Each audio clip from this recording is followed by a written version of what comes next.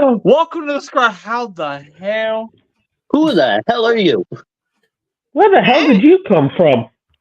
So I had a call that I needed to be here for this one. Well, you know they say. Well, you say his name and he appears. How many times have we had to say his name though for him to appear?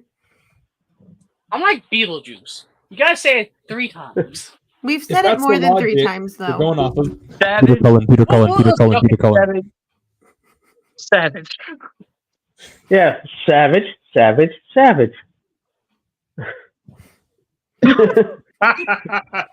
If we're going off the logic of saying someone's name 3 times and they show up, David K. Dang it! Then also you just see the closet door slide open. He just comes out of my closet. Anyways, welcome to the Scrapyard, everybody. I'm your host, BC. The Savage returning. Dreamer Girl. I'm Solo Jones. Fucking Rob. Briximus Prime. And on tonight's episode of the Scrapyard, what the actual HASBRO Round 2. And tonight's scrap battle, Pokemon versus Digimon.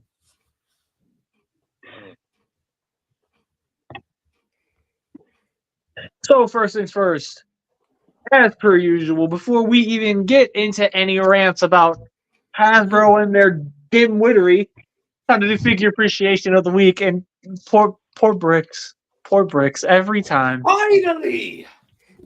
I have been waiting to share this figure as figure of the week For 2 weeks. Tidal wave. So he got a Titan class small child. Yep. Yep. I'm very That's happy. exactly what's going on there. Hey, Rabuko! Fuck it. Fans Project's Manosaur for me. Oh. Ooh. Ah. Enough said. Yep. Same with Tidal Wave. Enough said. Oh, I'm getting Poco. Hold on. I got Poco saying. What? What the fuck? Rob, is for you. You may want to run. He's giving you a 5-second head start. Wait, I'm gonna say, ow, BC has vacated. I rule the scrapyard now. Bean. Yeah, no. It's Bean. Uh-oh, It's a beanbag. Uh-oh. Oh!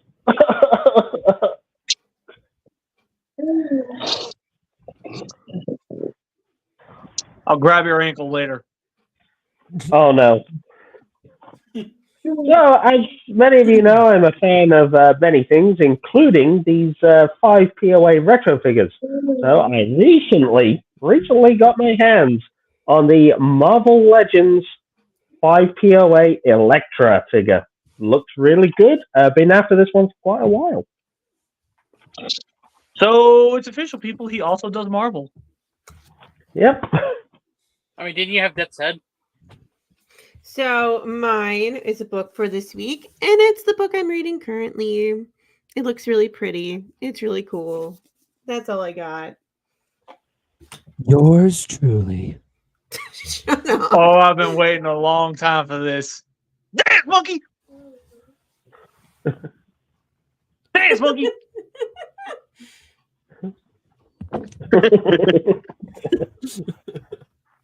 Get him a pair of cymbals.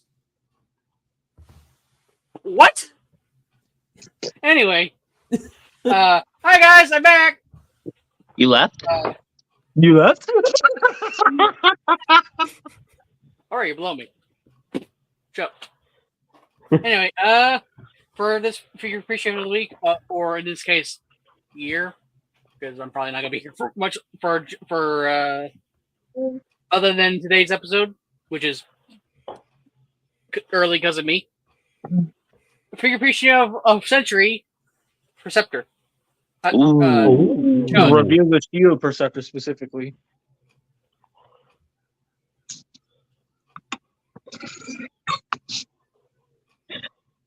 Hello, everybody. How's it going? So my figure appreciation of the week is an acquisition that has been a long time coming. And it's definitely leading into one thing I'm definitely going to be ripping into Hasbro about. My figure appreciation of the week, Earthrise Runabout. No way. He finally reunited Beavis and Butthead. I'm going to hurt you, Woody. I'm going to hurt you. I'm not So going to how much save you, was the Woody. loan you had to take out for that? So I didn't pay nearly as much as you think. No, it only cost him one of his kidneys. So If I had to make a guess, I'm gonna say $50. the figure itself, 45. Okay. The guns That's themselves, not too bad. the guns themselves, 44. Jesus. So you Ouch. spent $85 to get a complete runabout Yeah, it was better than paying a little over 100. for a sealed one. Yeah. Still, ouch. And like again, either way, look at what I end up with at the end. A Yeah, fully yeah, completed figure. yeah. So with that said, let's get into this. Bricks has got Beavis and Butthead. No, I paid $25 for mine. Yeah, you got it at retail, didn't you? I did, but I didn't find. But it was at the sacrifice of Thrust. So basically, you were one of those people who had the luck of the gods themselves to get that at retail. Yeah. And honestly, I'm kind of glad I got him over Thrust because I have a feeling they're going to reissue Thrust sooner than they'll reissue him. Yeah, I wouldn't be surprised. You know, because what happened with Dirge already. Anyway, moving on. And I'm hoping that Ramjet is true. Yes, please. Please God, let Ramjet be true. Anyway, so getting into this. WTF Hasbro round 2. Let's dig into this real quick. And I'm going to go ahead and get started first because I'm going to be the most long-winded one. And you know how I normally have that 30-minute timer? Not this time. And to be honest, BC, I'm going to be just as long-winded as you because living in the UK, I've got just as many gripes, if not more. So, yeah, like I said, 30-minute timer, that don't exist this time. If you want to rip into Hasbro, this is your opportunity to do so. Yeah. Hasbro, you suck. Boo! So, yeah. That said, here is what I have to say. Bean, I'm going to need you to get off my lap for a second. Run, Bean, run. Bean, I So- choose you. You made a terrible decision. That said, let's talk about distribution for a second. Mm-hmm. Because while I definitely do, at least on some level, understand that's not entirely Hasbro's fault, it's still directly tied to them in some way, shape, or form. So my question is, why can't you stick to release dates? Why? You're literally screwing over our budgets on a regular basis. One of the major reasons why I swapped back over to mainline was because it was a lot more budget friendly on my wallet. And now I'm learning the hard way that for all intents and purposes, I should have stuck with Masterpiece. Yeah, Yeah, sure, you the should- prices are going up like a motherfucker, but hey. Now, my big thing with the distribution is tell me how I'm still finding Legacy Year 1, not Wave 1, Year 1 at Walmart's. I still find Wave 1 at one of my Walmarts, by the way. Yeah. Why is that?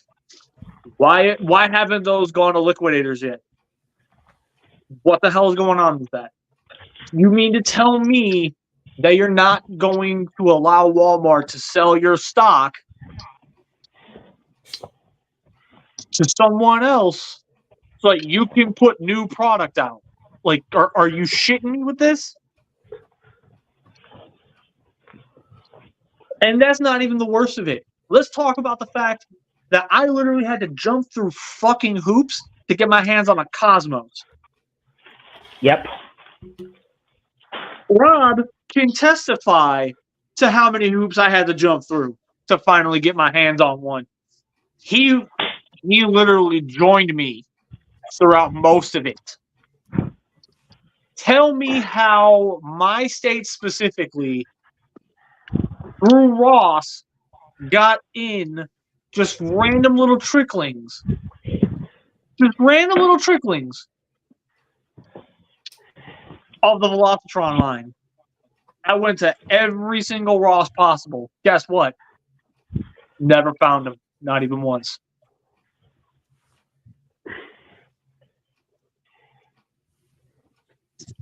Yeah, we went through something very similar in the UK. There was a lot of the early Velocitron stuff went straight up. Sorry. I'll let you know when I'm done. Okay. So after everything that I went through to get my hands on a Cosmos, at the end of the day, I still got one. I paid like $40 for it. I shouldn't have had to. I should have been able to pay $8. But it is what it is. I'm not going to get super mad about it. Proceeds to get super mad about it. I'm at that point with this whole thing with Hasbro where I'm really questioning whether or not they're still fit to be in this industry. And the bulk of that comes from how they're choosing to run the business. You mean to tell me that you would rather put these older people whom clearly are very short-sighted and don't see things from any other viewpoint other than we need to move product. You'd rather these people be in charge than the people who actually pay attention to the market be in charge. Don't believe me? Here's my proof. Override from the Velocitron line. That Voyager figure, she wasn't originally supposed to be a new mold. She was going to be a retool.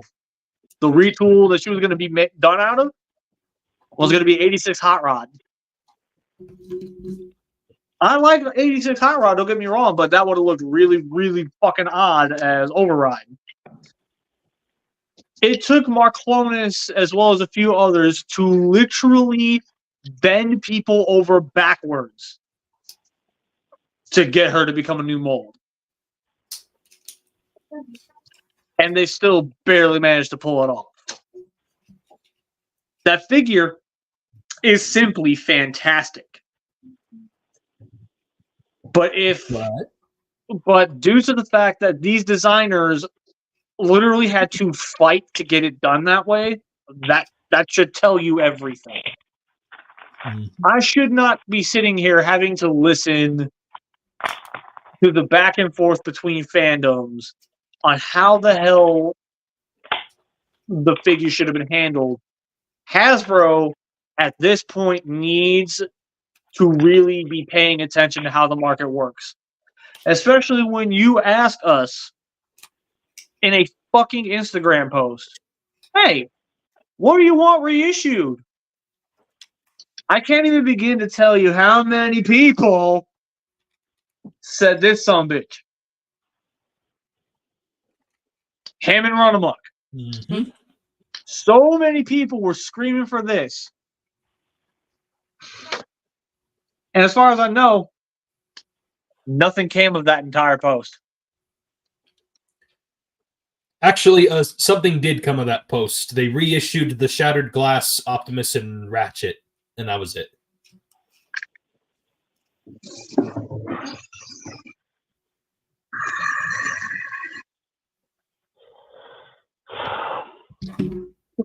Yeah. I don't think that Wait, makes it any better by the sound of Bricks was only trying to help your point, BC. He was just trying to help your point. Yep.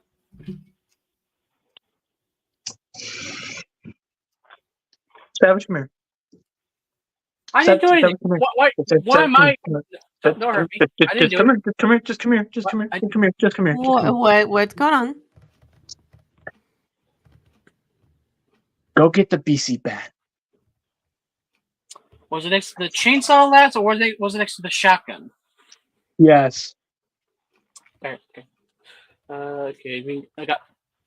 Well, I couldn't find a bat, but here's something close enough. Okay, I'll take it. I'll take it. I'll take it. Hey, Rob.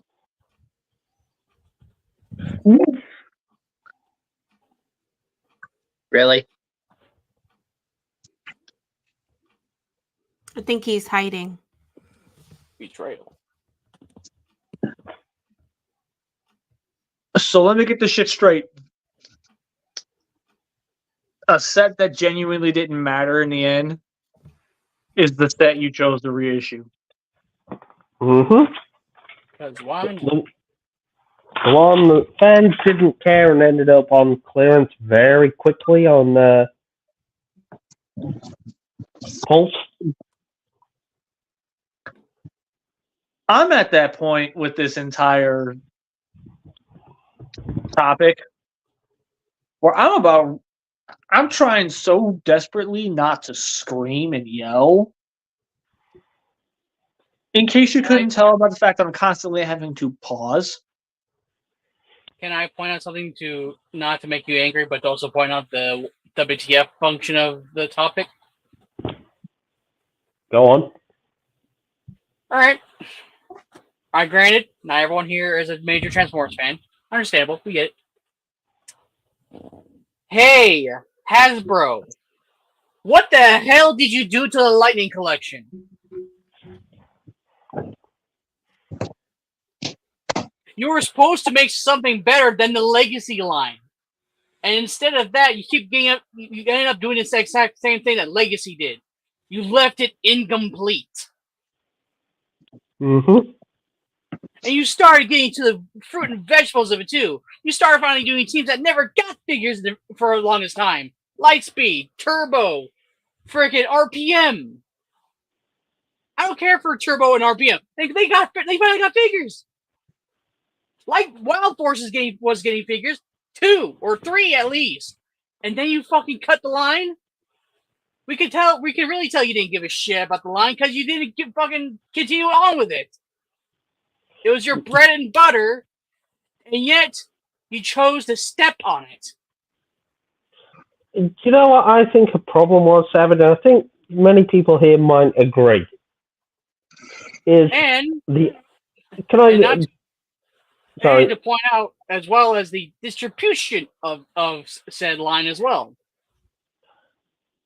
Like, let me just say this for this right now. My town never got. I know. Don't hurt me when I say this, okay? Like a forgiveness.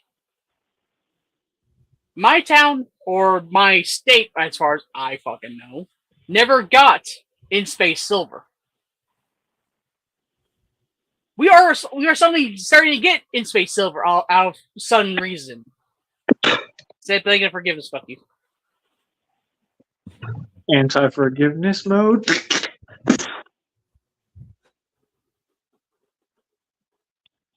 It made me feel better. Fuck off.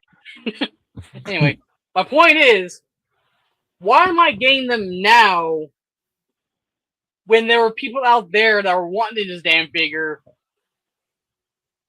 for Exhibit A?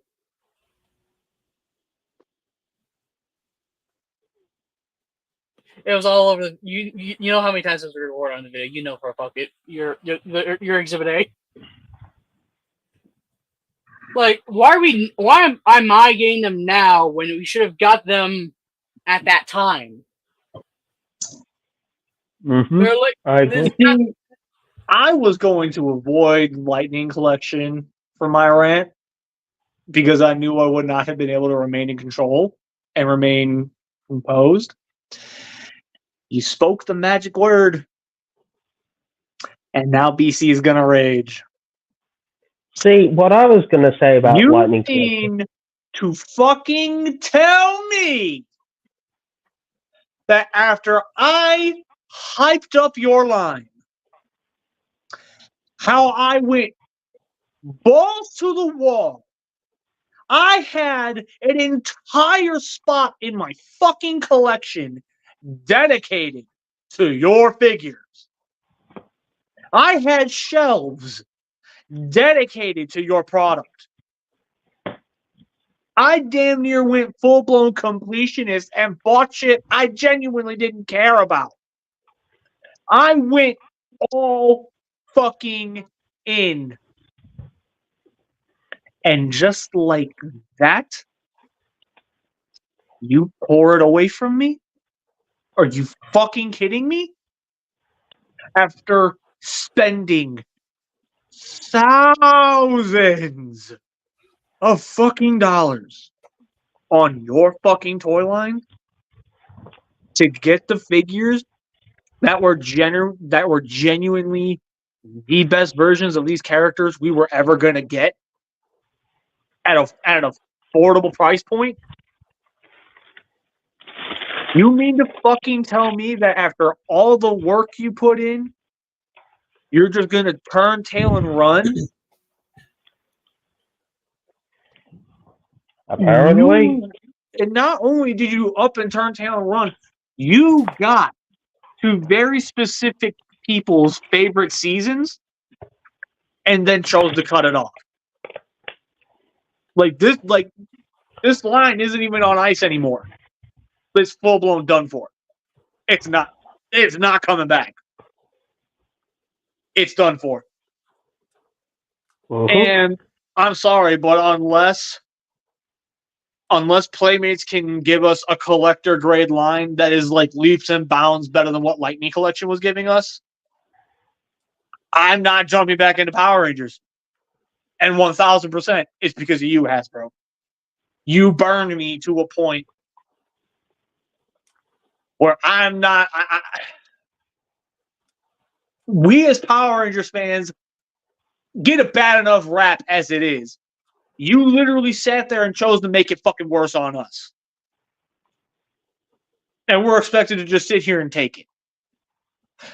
I don't think it's fucking fair that you went and did all this shit and without any fucking intention of completing any of it.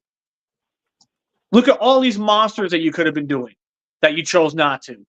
Look at all these other Ranger teams that were still in desperate need of new toys that you just completely ignored. Look at how many amazing concepts that you could have dug up from the toy line only stuff. Figures and characters that were literally only in the toy line. You could have dug those out and made figures out of them. Mhm. Look at all this crazy cool shit you could have done. For fuck's sake, you could have done Battleizers as deluxe figures. You could have easily done it. That would have guaranteed him a Lightspeed fucking Red. Bang. It would have guaranteed me a Red Savage Warrior. Bang. To be fair. And now that joke fucking hurts. We used to have so much fun with that because all it was doing was poking fun at it. Because I had like that whole joke originated from the fact that I couldn't get my hands on a fucking in space silver. That whole joke originated from that entire thing, and now I can't even fucking find joy in it anymore.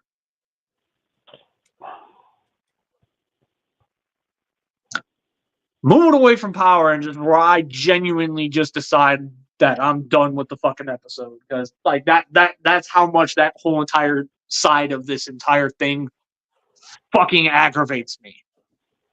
Oh god, maybe just don't remind us of that one. Also, hi. Back to the things that I really need to talk about.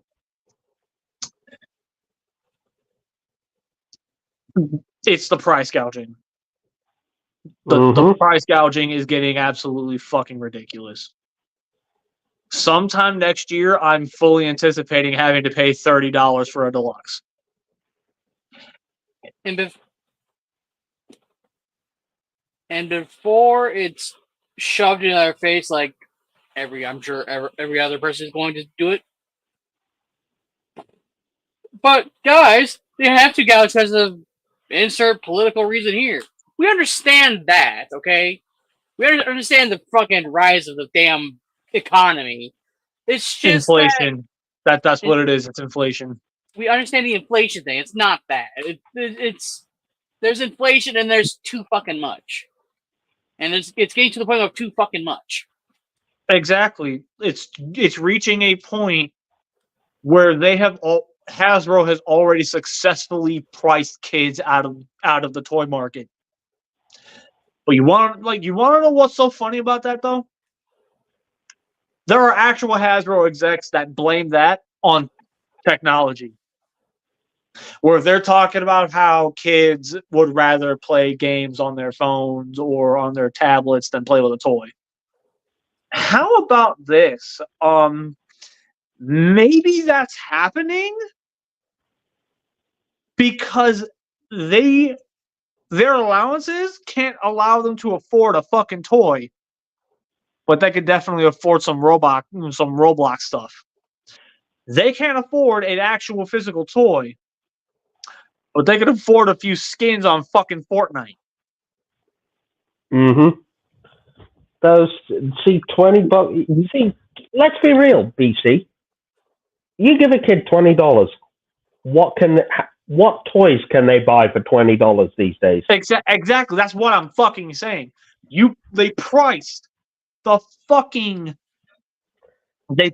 kids out of the toy market, and there's been an actual study. The only thing keeping the toy market alive now is us. The toy collectors are the only ones keeping the market alive because we're the only ones actually paying the money to get this shit. Yeah, so now it's not even just the kids aren't playing with the toys anymore. Like that's not the fucking case. You literally price them out of the market to where you have to rely on us now. It shouldn't be that way.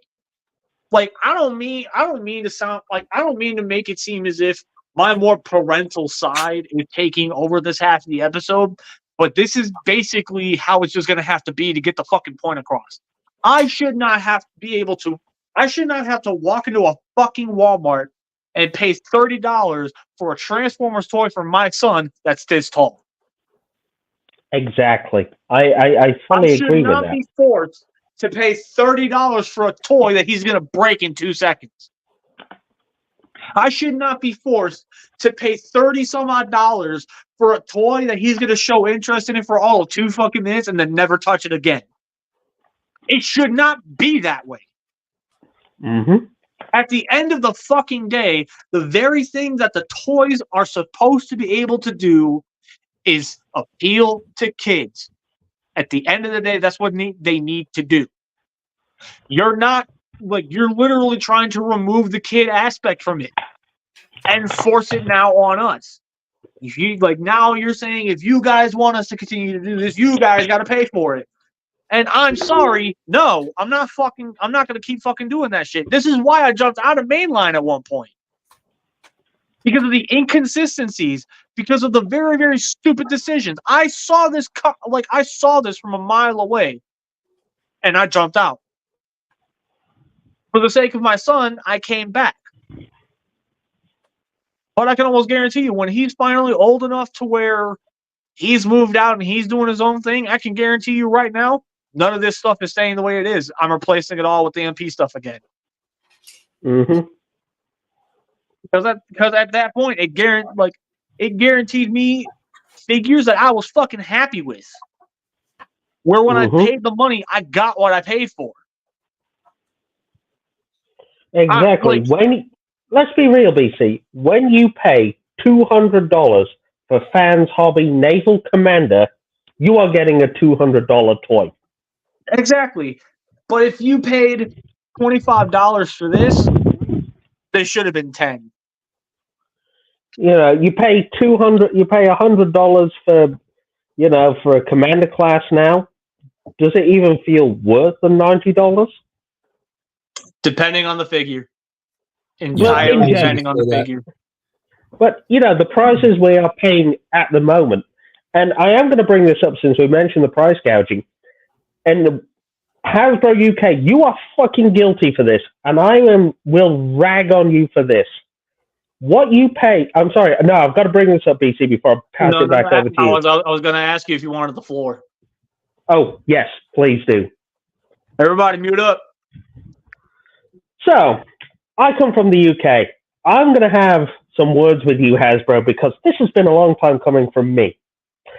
As a Transformers collector in the UK, and not just Transformers, but I've collected a vast amount of Marvel product, Hasbro product, whether it's Power Rangers, G.I. Joe, Transformers, Marvel, etc. I've been a fan of your work for years, and I put a lot of time, money, and effort into collecting your stuff. Now, I am one of those people that hates having to pay for anything I want right out the gate, and if I miss out on it, well, fuck you. That is literally the response. I've missed out on the pre-orders for the new Studio Series 86 Optimus Prime. Everywhere's sold out. Fuck you, Aaron. Fuck you, Woody. Fuck you. You ain't getting it. And this is what I hate. And the fact is, I go into stores now, I'm seeing stuff on shelves that is 2 years old still. I went into the Entertainer in my local town last weekend. There was Core Class Spike from Studio Series 86. That's 2 years old. Studio Series Bumblebee movie Shockwave, the Core Class. That's over 2 years old. Red, Optimus Prime, and Soundwave. That's Wave 1 shit. That's been on the shelf for about 4 years. And I had a look at the Legacy Deluxes. Metal Hawk, Copy Convoy, Trash Master. These are all over 2 years old now. This is the problem. And then, if we want to talk about price gouging, what we're seeing Hasbro UK doing right now, and this is the big fuck you to UK collectors' wallets, is they take the US price, they take the dollar off, and they put a pound at the start of it. So when the US pays $90 for a Commander class figure, we pay $91. That equates to $120 to $150 US dollars, and that's just for a Commander class. So you think we are on average, doubling or even tripling the price the US market are paying per class of figure. This is what's hurting collectors. This is why we aren't buying. This is why we are basically dropping Hasbro, and we are going to other toy lines that are more wallet and collector friendly. I'm sorry, Hasbro. There's, the UK fans like me want to keep supporting you. We keep wanting to pay. The problem is you're not making it easy for us. And okay, I'm going to move on to Power Rangers since we're mentioning that earlier. The problem is in the UK, a lot of toys went to clearance. A lot of them nobody really wanted. And do you want to know what one of the biggest ones were in the UK that went on the clearance? it was the licensed Lightning Collection ones. Nobody wanted them.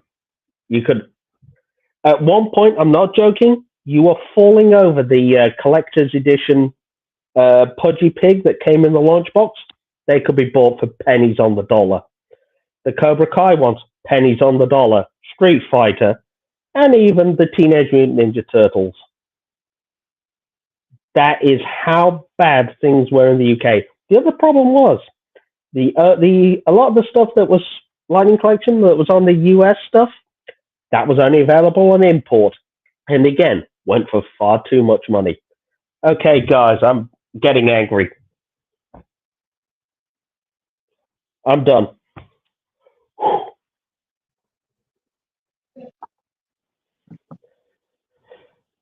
Any questions? Do you need a glass of water? Do you need to take a breather for a second? Calm down. I mean, I was about to ask the same thing. Do you need something? Are you okay? Ooh, I've got a drink. I'm getting hot. And Trey wants equal rights in terms of toys. Yeah. But, yeah, that's... so, how did you like that look into the life of a UK collector? Sounds like fucking ass. It's horrifying. Yeah. So, yeah. Oh, and then it gets even worse when you deal with shit like Beavis and Butthead there and Thrust. Exclusives. The scariest word. Yes, when we had Ratchet, Bumblebee. I have a whole Bricks. rant about exclusives as well. Hey, Bricks. Yes. It's your turn to talk if you want to. Yes, please. Do you need the floor?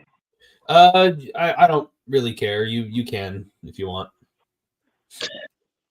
Well, this is a up to you type of question. Do you want me to give you the floor, or are you good? Sure, give me the floor. Mute up it is. Mute up.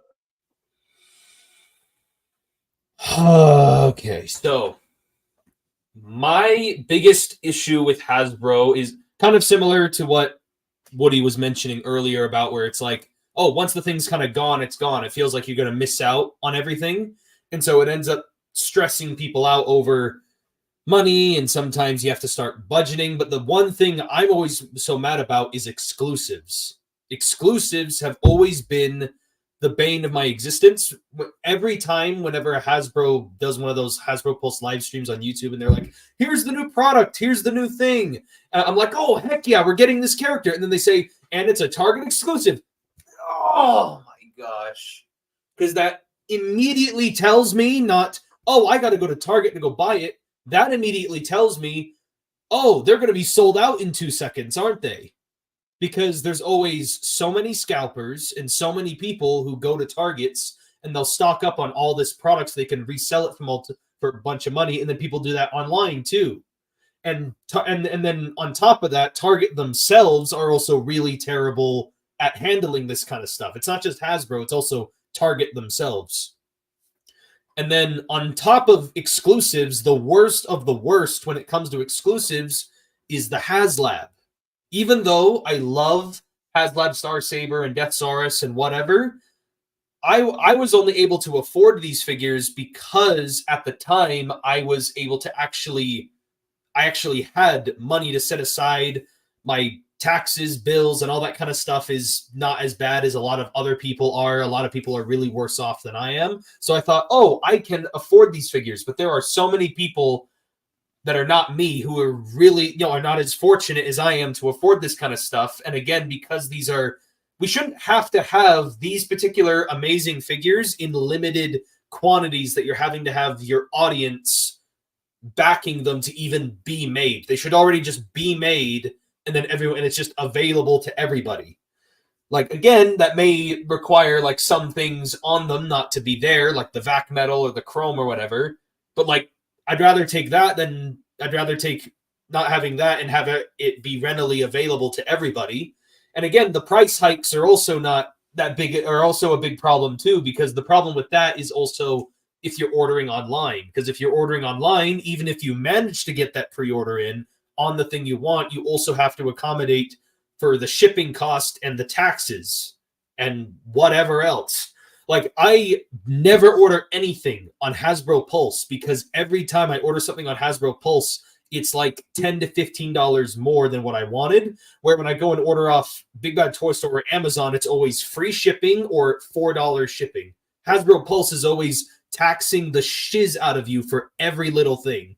And that's why I never order on them unless it's like a Hasbro Pulse exclusive. And even then, whenever a Hasbro Pulse exclusive gets announced, I have to think to myself, is this worth it? Because when I look at that price tag, like, for example, let's say it's like a figure that's like $35. I'm not looking at a $35 price tag. I'm looking at a $45, even $50 price tag. I have to sit there and think to myself, is this 2-pack or is this figure or whatever worth $50, not what's listed as $35? And it just really bugs the crap out of me. And on top of that, the last thing I was going to bring up is Hasbro keeps on doing all this that we keep bringing up, and yet they somehow still seem to have a trouble with QC problems. The whole yellowing plastic thing is a really big problem, and it really pisses me off, especially if it's happening on exclusive figures. Like, Ratchet was a Walgreens exclusive. Again, main character from Generation 1 Ratchet in Siege is a Walgreens exclusive. Who even came up with that? And 2, some people have claimed that theirs are starting to yellow. Mine hasn't yellowed from what I've seen, but some people have said that. And it's like, this is already a really hard to get figure. Why is it yellowing? This should not be a problem. I thought the problems with plastic quality was left behind with gold plastic syndrome. Get out of here. Anyway, that's it for me. I need a drink. Bricks, can I just add to that? It just reminds me of, people who are reporting that Shattered Glass Starscream was yellowed in the package. Mm-hmm. And then don't you remember that big brouhaha over Amazon exclusive nacelle literally being covered in fungus and mold? I'm thinking, I agree with you on that, Bricks. Why are we living in an age, it's 2024, why are we having to deal with poor quality plastic?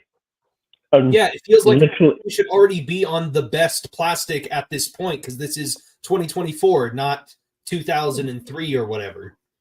It's not just that, Bricks. Sorry, it's stuff shearing up, it's stuff breaking. But yeah, I'll mute up.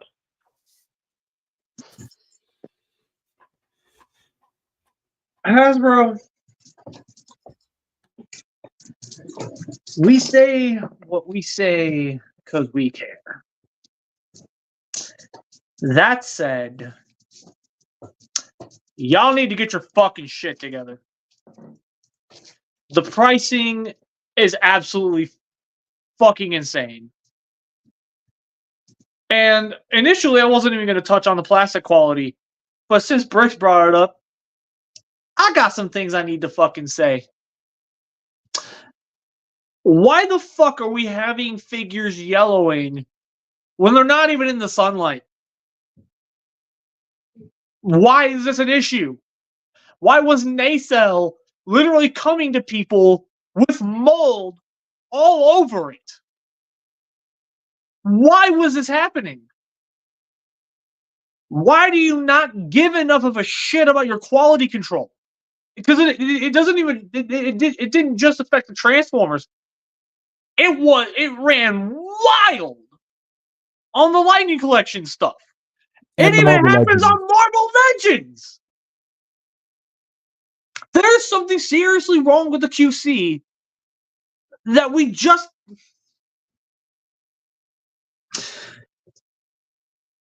There's something so ridiculously wrong with the QC that it's laughable. Genuinely laughable. And I can't even begin to describe the amount of times that I had to run back and forth from a multitude of different stores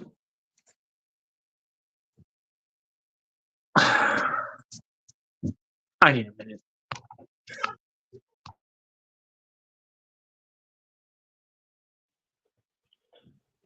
Oh, sorry. Just to bring the mood up a little bit. Can I lead us all in a Mebius chant? He's in the chat. Not right now, because obviously, I'm just. it's just Look. this is a toy company that has been here in the term of a joke. That has been here since literally the beginning of time. They've been around the market along hand in hand side with Mattel, Playmates. They should know better at this damn rate. Look, let's be real, Savage. We've all supported Hasbro at some point in our lives, whether it's been through Transformers, G.I. Joe, or any of the other many toy lines they put out in the 80s, 90s, and 2000s. Right. It's like they wear the crown for a reason, you know. These toys industries are kings for their good reasons. But right now, those exact same reasons are starting to fade, and we're starting to see that metal crown as aluminum or aluminium, as you say. Yeah, the cracks are in the armor. It's starting to get to the point where not even just as a fan, but as a consumer in general, we're all sitting here on the side thinking, should I even try? It's the reason why kids are going from, hey mom, I want this new figure, to, hey mom, how much is Fortnite? They're not caring because their quality is not worth giving a damn. I mean, there was reports of Time Force Blue literally exploding. There was Lord Draken's. I mean, how many Lightning Collection figures literally had the head joint shear off?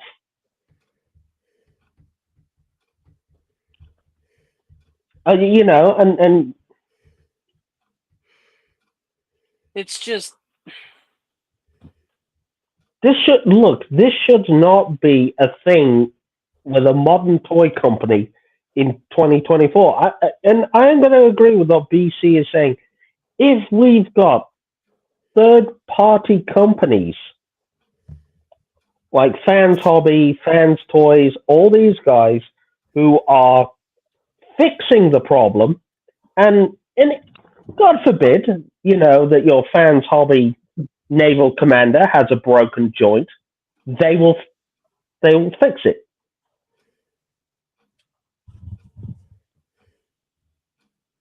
You know, we know that sometimes, you know, these third-party masterpiece Transformers have flaws. It's very rare, but they do. But they endeavor to fix it. As much as I would like to jump in and agree on that, let me point out something real quick with some things here. You know what? Fuck it. This will do. Hasbro. Give me a reason why I should buy this. I mean, it's already in my house, but what if I was... Let me just say, why should I buy this and not this?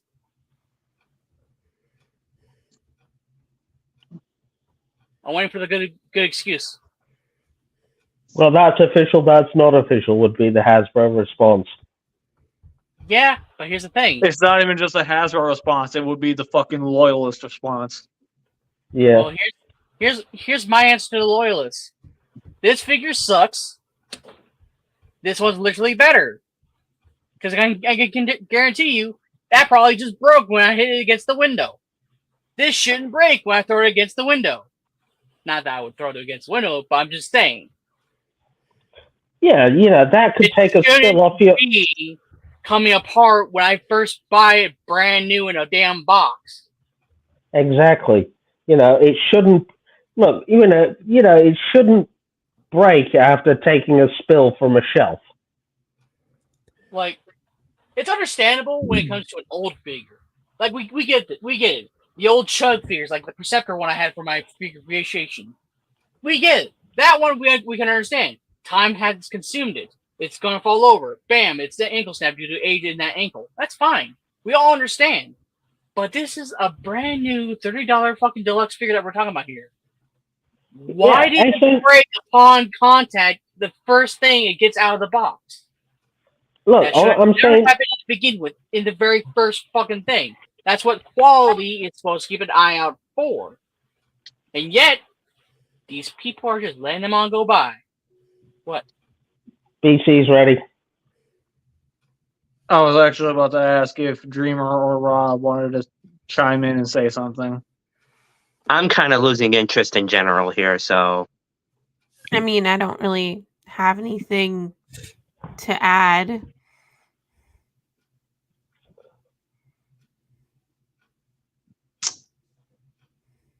The thing that pissed me off the most, this is the last that's being said on this, and then we're moving on.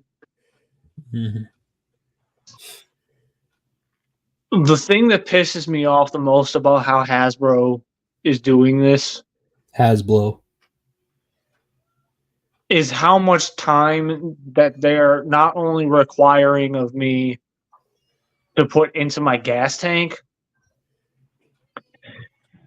It's, as it stands right now, how much time me hunting for their product is taking away from family time. Mm-hmm. And when you start to factor in things like that, you really start to see where a lot more of the problems are coming.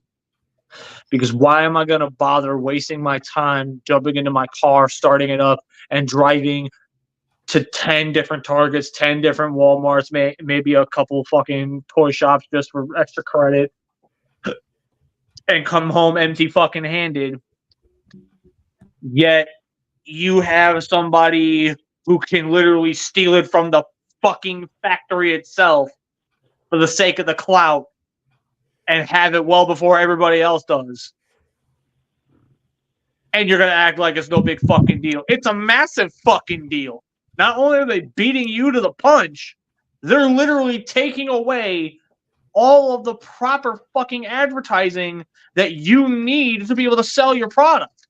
They're taking away your ability to be able to fucking get the stuff out to us in a timely fashion. Just because they don't want to wait doesn't mean we have to suffer.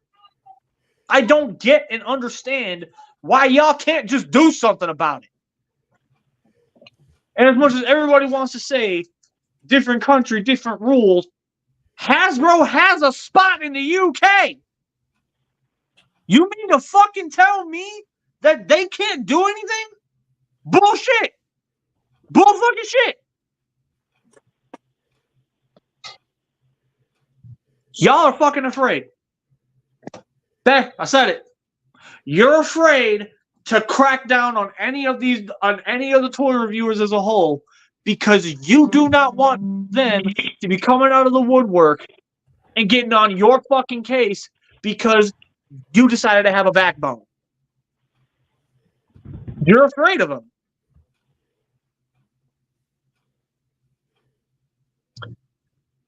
And I'm at that point where, honestly, I don't even want to fucking.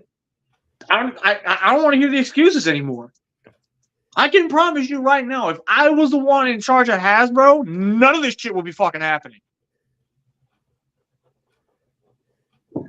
I wouldn't be sitting here with my thumb up my ass and just letting shit fucking slide and worrying about, oh, well, the product just needs to move. Make the product fucking appealing.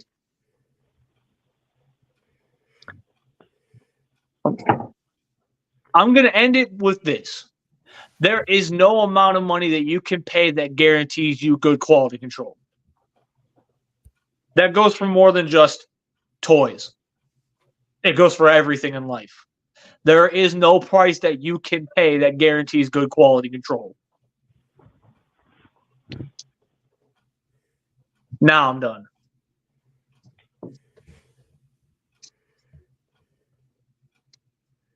All right. So let's move on. Finally get Okay. out of that funk, get into a new funk. We're not doing the battle yet. Not yet.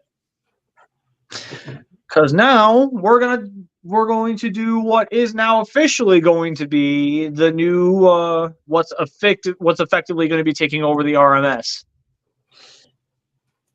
Random middle section for those who don't know. The random middle section is now going to be a movie review, a toy review, a TV show review. Something that we all have either experienced or watched that we all have an opinion on and would love to talk about.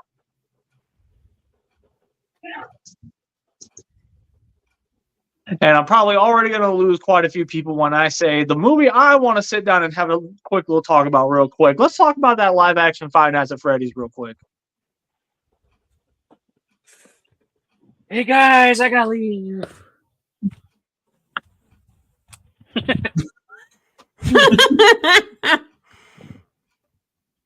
Well, fine. Fuck all y'all then. Shit. Okay, so jokes aside.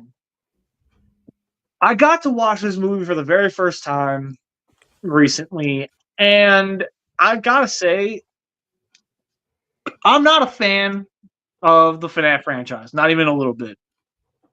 But even I can admit when something is done very well. Can you call yourself a loyal? Huh?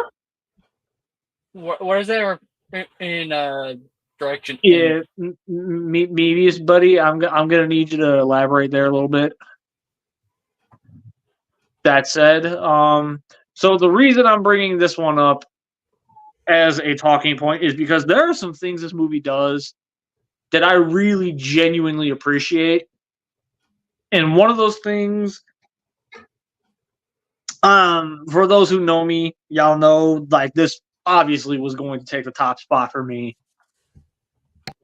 When it comes to the FNAF movie, the animatronics we do see in it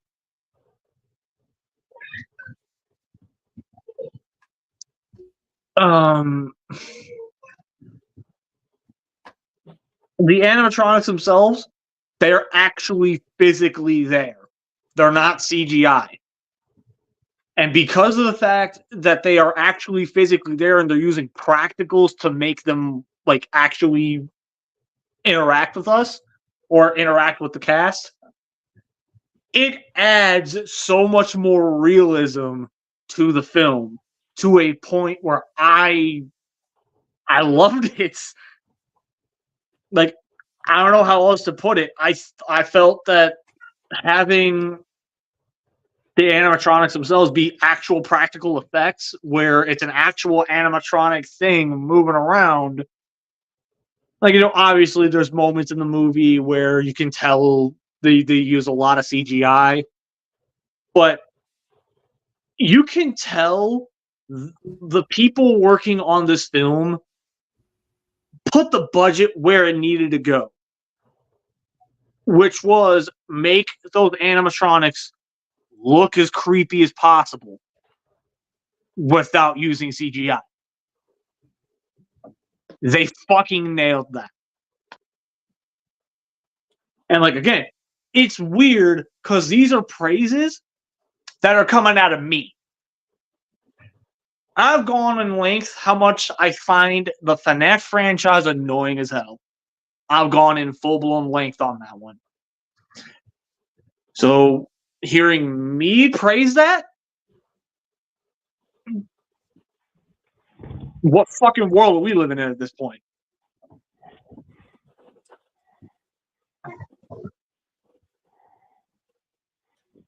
So if I were to give this movie an overall rating, so I'm not actually taking up too much time because I'm literally using this as an example.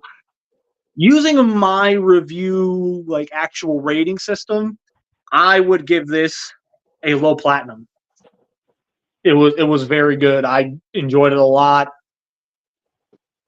Again, the practical effects are literally the big thing with me, where it's like, yeah, 100%. These are like those are the reason why I actually really like this film. I'll add on this much. I have not seen the movie, so I cannot say the same things he's saying or make any secondary opinions of said movie.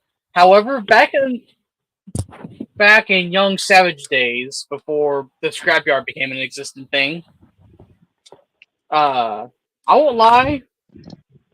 I had a Five Nights at Freddy's phase, I guess, because when the games were coming out, I found lore and shit like that interesting. So I was always watching those like game theory videos. Hell, if you were to ask young Savage back then, my favorite Five Nights at Freddy's character at the time was Springtrap, because I found his suit way more cooler looking than everyone else's was. And Because unlike everybody else who was an actual moving animatronic, he was an actual guy in a suit. Actual guy in a suit who then later became animatronic, because Springlock Goat. Plus, it was also I really my favorite game was Five Nights at Freddy's 3 for that of the series, because that was the one time where I was like, oh, it was actually technically speaking one animatronic coming after you. Everyone else is literally just a figment of your imagination. I like that. Holy shit! Makes it a lot more, you can actually survive a little bit more. And that was the one game that actually had like more to the story of Five Nights at Freddy's than anything else. Up until like, Custom Night and FNAF World. We don't talk about those. Actually, we probably should talk about FNAF World because there was actually a detail that people are starting to talk about from that game that surprised the shit out of other people. Like, for instance, the detail that everyone's talking about is how we can hear Aurelian Afton screaming in the afterlife. There we go. They also go on a record stating they had a very missed opportunity not to have Markiplier in the movie. They had Corey Kenshin in there, who was also I was literally just about to say that the fact that Corey Kenshin was in it. I have heard that maybe Jacksepticeye, but I'm not really on that one. And they also had Matt Pat from Game Theory in it. When did he show up?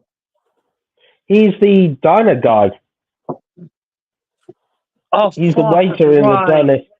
He was the waiter at the diner. I completely blanked on that. All right. Well, hey, Matt Pat was in it. Cool. The reason Markiplier wasn't making... He was scheduled to appear, but in the end, the reason he didn't appear in the game was because he was making his Iron Lung game. Yep. Or movie. Yeah, he was doing the Iron Lung game. Howsoever, if I heard it correctly, and I might be wrong about this, I could totally be wrong about this. Due to how successful the FNAF movie was, I have heard, and I don't know if they've confirmed it or not, I'll look later and I don't care. If you're about to bring up the sequel, yes, it's confirmed. FNAF 2 is coming, so then yeah. Yeah. So there's still opportunity. There's still plenty of opportunity for Markiplier to appear, so that's like, he's not John Iron anymore, so there you go. Yeah, I have a sinking suspicion Markiplier is going to make an appearance in the second film. But anyways, so like I initially said, this was just going to be the sample one. I wasn't actually expecting a full-blown conversation to happen out of this one, but I'm glad it did. So, Dreamer, is there a book you want to talk about real quick?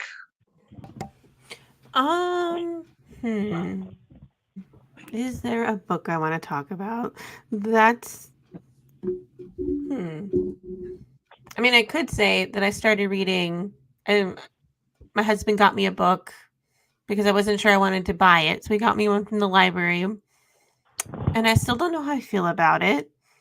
But I decided if I hate it, I don't have to finish it because I spent no money on it. Okay. And it's called Fearless. and it's like kind of like a dystopian book, which I go through these phases where I like dystopian books, and then where I'm like, nah, we're good. So this one's kind of a dystopian, but I've only just started it, so I don't really have a full opinion. But ask me later, and I may have an actual opinion. Let me try on something up on that same argument. Actually, this is also a John Gill example. There's a book I would like to recommend people to read. Okay, Leviathan. I'll have to look into that. It's one, but Steampunk and Monster War is the main one. Someone's getting some serious feedback. I don't know what's going on.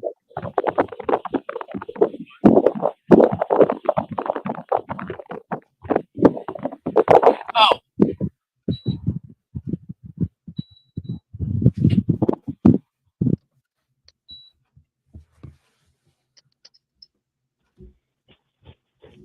What was that, Sam? What did you do, Savage? I was trying to cool myself off. It's hot in this damn room. Okay. I'm glad you're back, Savage. So glad you're back, Savage. The smart ass spot. I love the fact that the only reason we couldn't hear Savage is because he was cooling himself while living in Satan's asshole.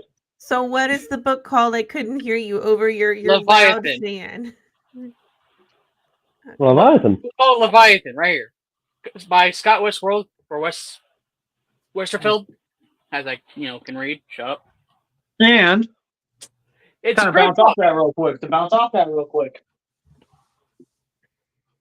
First time featuring it on the Scrapyard. Firstly, thank you to Avenging Tragedy, and thank you to Darkness Prevails for turning me on to this. I'm Lore. reading this. This is called Lore by Barry Napier. It's a Wendigo story. The lore. The lore. The lore. This book is creepy, and I love it. I like Leviathan because it touches on World War One. But what if steampunk and monster core was the weaponry and machinery they use for their times? The Axis being monster core and the Allies being the steampunk, or the other way around.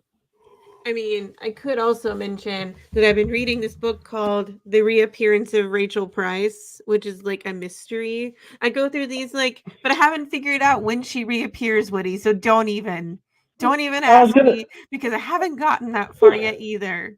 The middle. So where do we even know where she's been? No, when I find out, Woody, you'll be the first to know. Well, yeah. Was she locked in a gas station bathroom this whole time? Okay, Woody, how about this? When I get to the part where she reappears, I'll message you right when that happens, and I'll tell you where she was. Oh, fantastic. Shut the fuck up.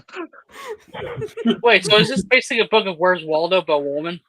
I mean, I don't think so. It's like she just disappears off the face of the planet, and apparently she's supposed to reappear sometime, but I haven't gotten that far because I read several books all at once. Where's Wendy? We're there. Where's Waldo? Where's Rachel gone? Oh, she's over there. She got locked in. She locked herself in the bathroom. She needed a break. She locked herself in a security office in FNAF. Wait. Fucking. Oh, I get it, Dreamer. She needed. Maybe is just putting in a bunch of dots. Let's move on. No, I'm gonna have to say it to Dreamer. She needed 5 minutes of mommy time. Basically, yes. So, in other words, you need to read the room. Get out. Okay. Get out. They're gonna find you, Bricks. So really, hiding isn't really I'm not hiding. They told me to get out, so I got out. Uh-huh. We'll find you, and then we'll put you on a book called Where's Brixibus? Can I write that? Can I be? You don't want a book about me. It'd be very boring. No, we'd make a really cool backstory for you. Either It'd be that great. or it'd be a really short book. It'll be like 5 pages. It's like it turns into a picture book. Well, we could sell that. Well, what we could do at 5 pages, we could sell that as a cardboard book for toddlers, with a guarantee saying this book is waterproof and chewable. It comes with, and if you're lucky enough right now, you get a Brixmas minifig. And a Is that a signed teether copy. toy?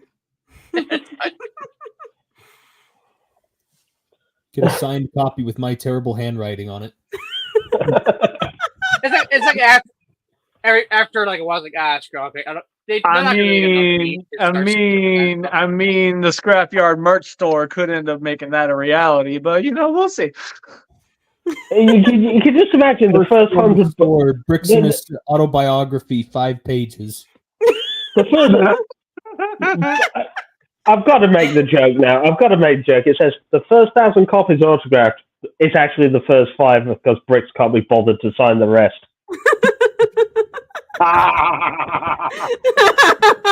He's like, okay, this one, this check mark, X, circle, Circle, up, down, left, right. Squiggle, Every single autograph squiggle. starts to change. Can we move on to actual media entertainment that we can actually talk about?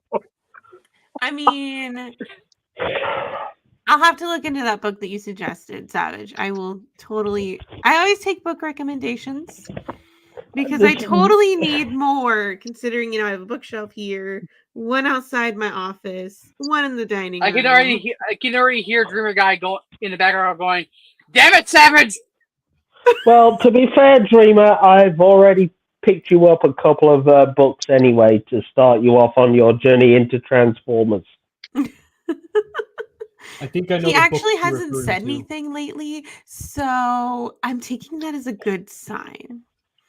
I did actually skip the G1 books because you have to have knowledge of the old DDP comics, and I'm thinking, no. Oh, sorry, not DDP, Dreamwave. Brix, I think you'll understand when I say this. Having a knowledge of the first volume of Dreamwave Transformers is just a can of worms nobody wants to open. Yeah, no. Yeah. But yeah, no. Whenever Mr. Dreamer doesn't say anything, I take it as a good sign that. But the thing that I is, can get away with anything. So basically, what I've done is for you, Dreamer, I've picked you up a copy. I've found copies of the Transformers movie novelizations. Oh, that's actually not what I was thinking. I actually have some book suggestions. Ooh, do share. If we're talking Transformers, there's one novel called Transformers Exodus. I knew he was going there. I fucking knew he was gonna go there. Very good book. There's also Transformers Exiles. Yep. Isn't that the ones that are part of the Dreamwave universe, or are they in their own separate continuity? It was part of the aligned continuity, but we all know how that ended up. Oh, that's the one where it's pretty much, if it's vaguely Prime RID, we'll just throw it all. Vaguely the halfway point between Prime and the Fall of Cybertron video game. I'm taking all of y'all's suggestions and putting them in a note app. And then I swear there was a third book in that trilogy, but I can't remember the name of it because Retribution. Retribution, that's it. You know what's funny about that? Actually, that kind of unlocked a small memory in my mind. Believe it or not, the Savage went to a martial arts thing at one point in time because his friends were there, and they somehow managed to get him into a free lesson for some unknown godly reason. Why? During like a little break that no one was really doing anything, we decided to just sit around doing nothing. I was sitting back in an area where that looked like someone's personal weightlifting area. I looked over just because I could see the door here, and there's like a little wall here. I see something, so I looked over, and funny enough, Transformers Exodus was sitting there. I'm like, what is that doing here? Someone Like, was none of these eating. people- like no one here looked like they were at all a Transformers fan. So why the fuck is that sitting in the corner? Plus, Transformers Exodus is also a good book to read, especially with Transformers 1 on the horizon. True, because that's why I also picked up Dreamer Ghosts of Yesterday, because that's the one that has the story taking place in the 1960s. I mean, Okay, I so- read basically anything. So, I mean, So that one, so Ghosts of Yesterday sets up Bayformers 07, so we got a movie, we got books. So I'll cover video game this. Fuck all of you. what video game? Anyway. Savage, I have you think got a there's video been game? one video game I've been playing a lot more lately that just because of the I was getting. Interrupt me one more time, British. Anyway,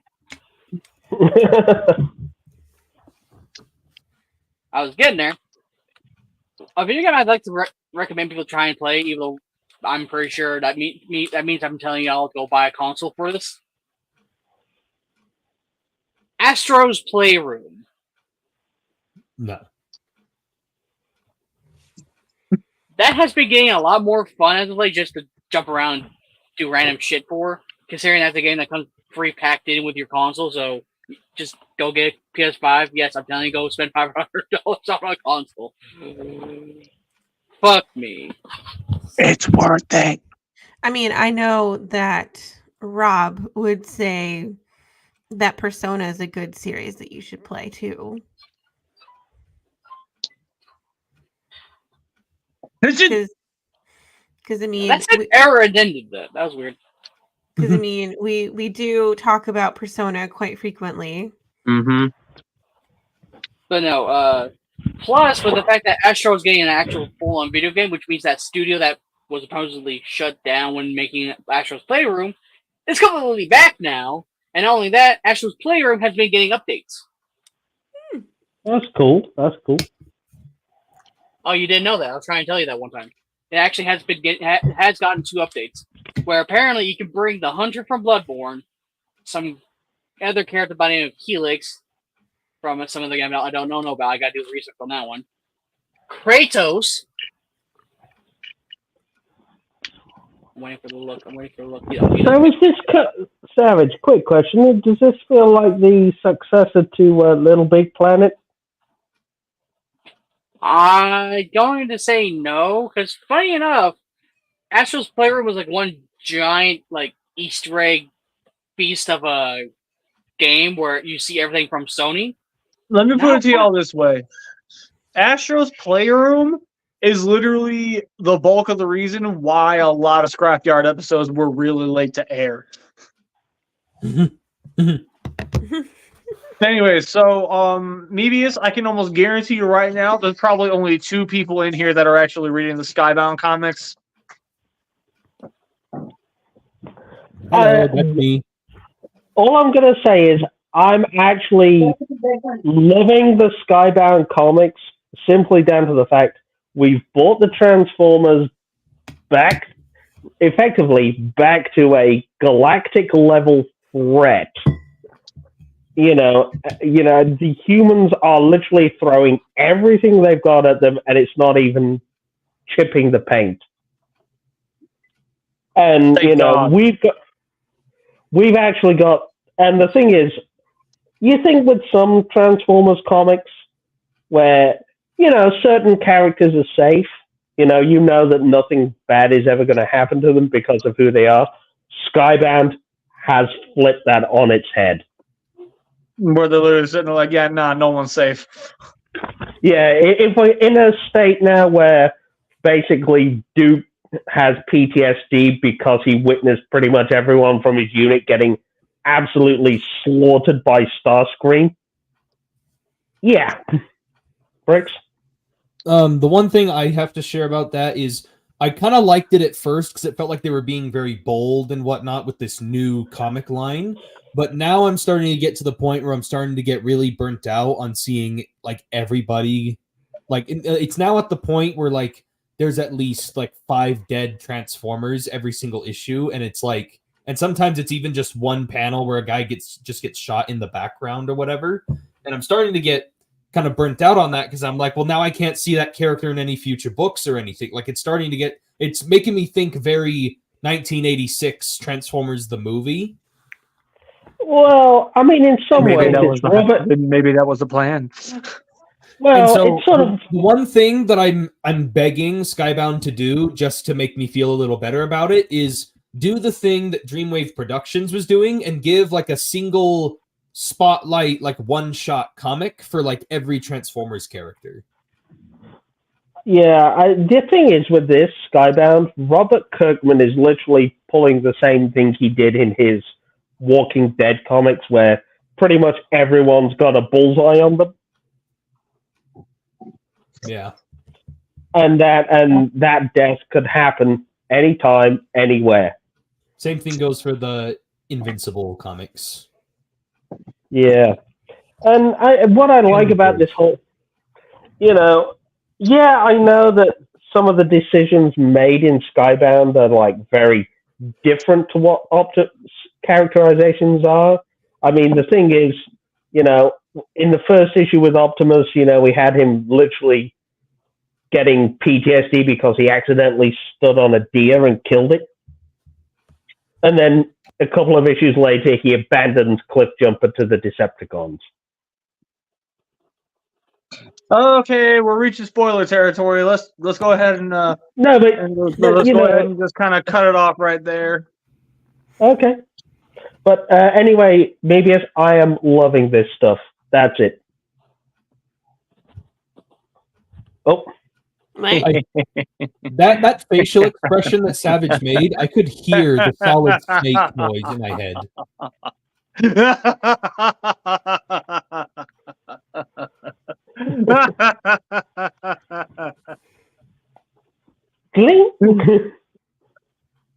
Oh, I believe you know what time it is. What? Oh, I believe you know. You should.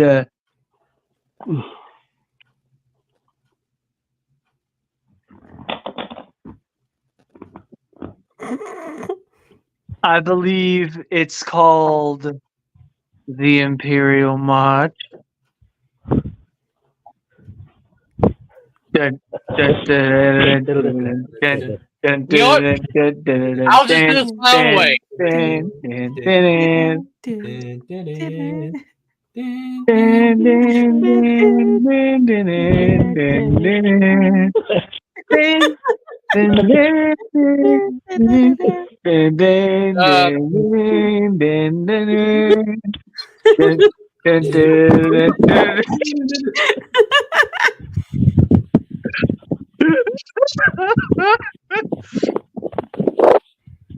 Oh, he dead. In case you won't hear me, I was trying to press the buttons because, Fines don't work. Fucking Omega won't work. What was Delta's? That face you made, Savage. When he gave you the floor and put you in full screen, I could hear this in my head. I was like, I can hear sound effects in my head. Colonel, you understand what's going on? I'm surrounded by the big screen, but I can't see anything past beyond that. Snake, the Imperial March is playing. The Imperial March? I think it's time, y'all.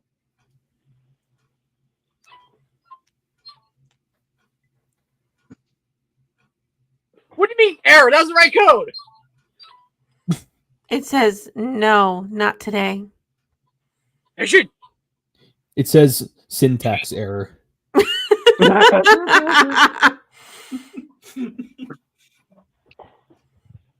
Scrap fight. The number you have dialed is not available. Please try Please again try later. again later. Fuck you, This is actually. the recording. Okay, so now that we can actually be serious here. Oh shit. Mostly. Oh yeah, Mebius, Scrap Battle is about to be fun because it's Pokemon versus Digimon. Let's do it. Let's go. So, Pokemon versus Digimon. We're going The question- now specifically for this battle. I am choosing one as a representative for each side. They will represent one. Will be chosen to represent all of Pokemon. The other will be chosen to represent all of Digimon. Are there any rules ruling out particular Pokemon?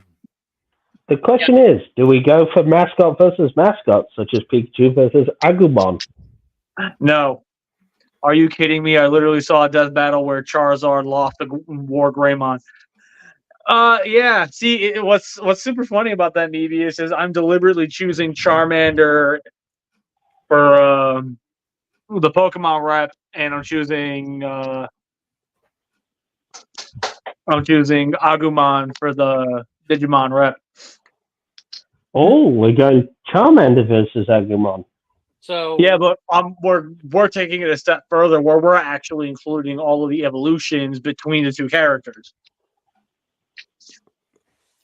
Agumon. how further are we extending to that? Because there is an evolution that technically is copies Digimons in an extent. If you're talking about the X and Ys, yes, we are including those. As well as Dynamax. And not a what? I'll be the Pokemon representative on this one because I actually do know more about these recent games. I'm sat here going like, okay. I mean, I haven't played the newer games of Pokemon. I feel Hence why I'm perfect. So, anyways, Digimon. Who's the bigger Digimon nerd? Not me. Totally not me. Look All at right, me. well, I guess I'm standing alone on this one. He's I mean, standing alone.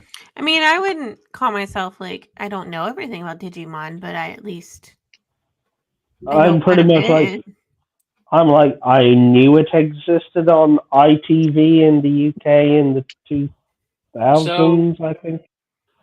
Let me again ask this though, because I guess I don't know if I heard this question answered or not. What are we basing this on? Games, shows, what?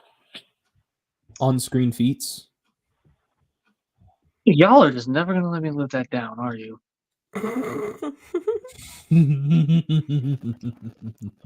Well, at least it's not a Godzilla one. You kind of asked for that, Bricks. I hate to say it, and so did you, Woody. Like you So, I'm kind just of doing walked something- into that. Godzilla. You know, shockingly, What? you know, What are we hold on, I talking- want to bring something up. I want to bring something up real quick. Other than a few like funny moments, like especially the Imperial March, I have yet to actually hit Savage here. I think it's time. Shocking. Do it. Fight! Nah, I'll wait. Okay. Oh, by the way, Savage, I'm gonna warn you now. Do not let Dreamer hit you. She's got fucking anvils for hands. Okay, she had me out for like a solid 5 minutes on one of the episodes. She did. Witness here. What happened to you being tough shit then? So Oh. Woody, I'm saying this for you because you like it, but bless your heart. Oh, No. By the way, if anyone's wondering, my knowledge of Digimon ranges to any of Jobby the Hong's reviews. Basically, all I know of Digimon is basically the first season that ran up to about the first movie, and then You know nothing. what? Here's what I'm thinking then. For the sake, because I know for a fact Bees really, really wanted to be a part of this scrap battle. Here's what I'm thinking. Why don't we Do go we hold- ahead and put a pin on this one for right now, and then we'll come back to scrap battle next week. So then, what are we doing for the scrap battle? For this scrap battle,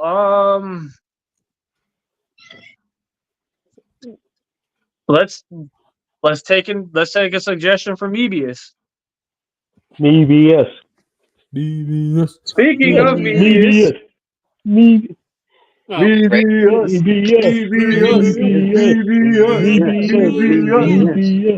Mebius. As Savage hits himself, so that way. Hey, Disney Dreamer, can you won't do me a win. favor? Can you do me a favor real quick? Yes. Hit him. Really? What the living fuck? Really? I get to? You do. Really? Oh my god, that laugh. Your funeral.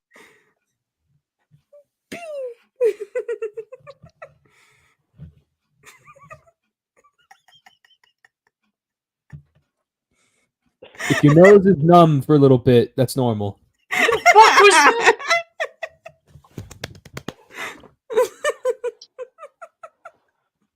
So, Mebius, we're asking you, what is It's our all the scrap distraction.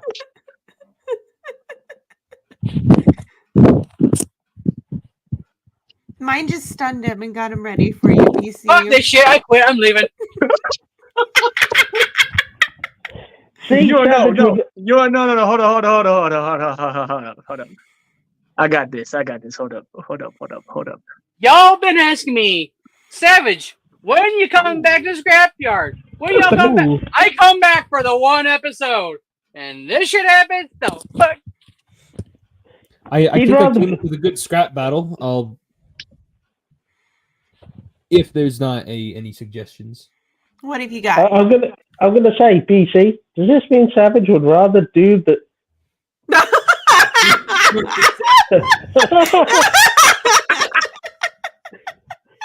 Does this mean that Savage would rather go do the dishes?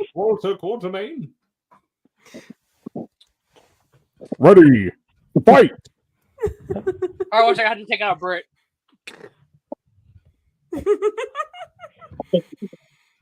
Bill of I love Rights. it. I love it.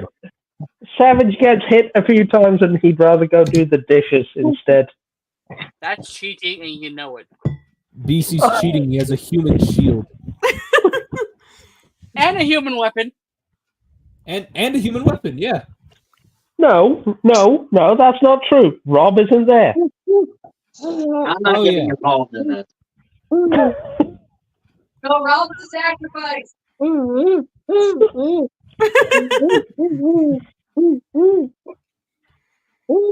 Are you doing? does that Are you mean, doing all right, so Rob? does that mean I would? No. Because JJ took him out.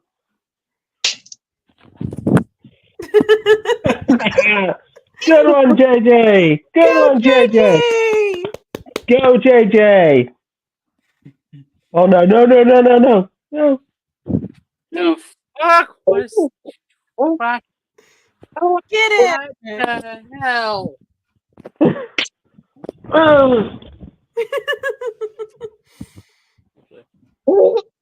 Oh. I'm giggling. Pretty much the scrap battle I Becoming was going to sadistic. suggest was 'cause again I was trying to think of something that all of us will be familiar with.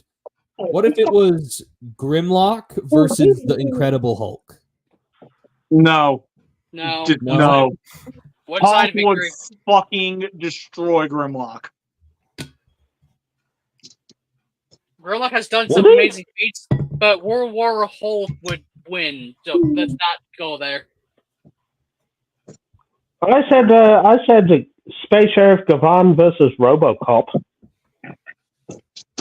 However, though, if this was Hey, Rob.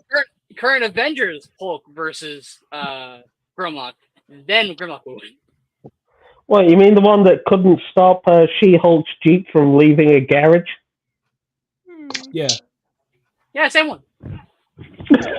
What about? Focus.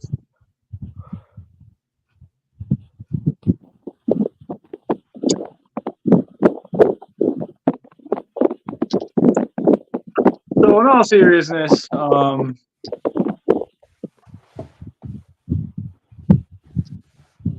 so we'll do after party for right now until we can all actually think of something to do for scrap battle, and then we'll do it. Not buzzer. He's just kicking his feet.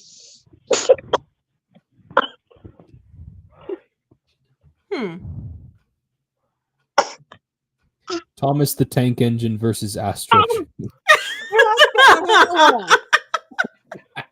Thomas Oh, with no good. diff. Well, considering the fact that fans hobby African was called Thomas. That's it. You're not going to get that. Thomas's his on-screen feats is a very useful engine.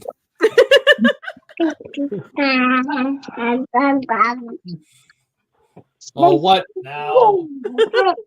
You're always getting in trouble.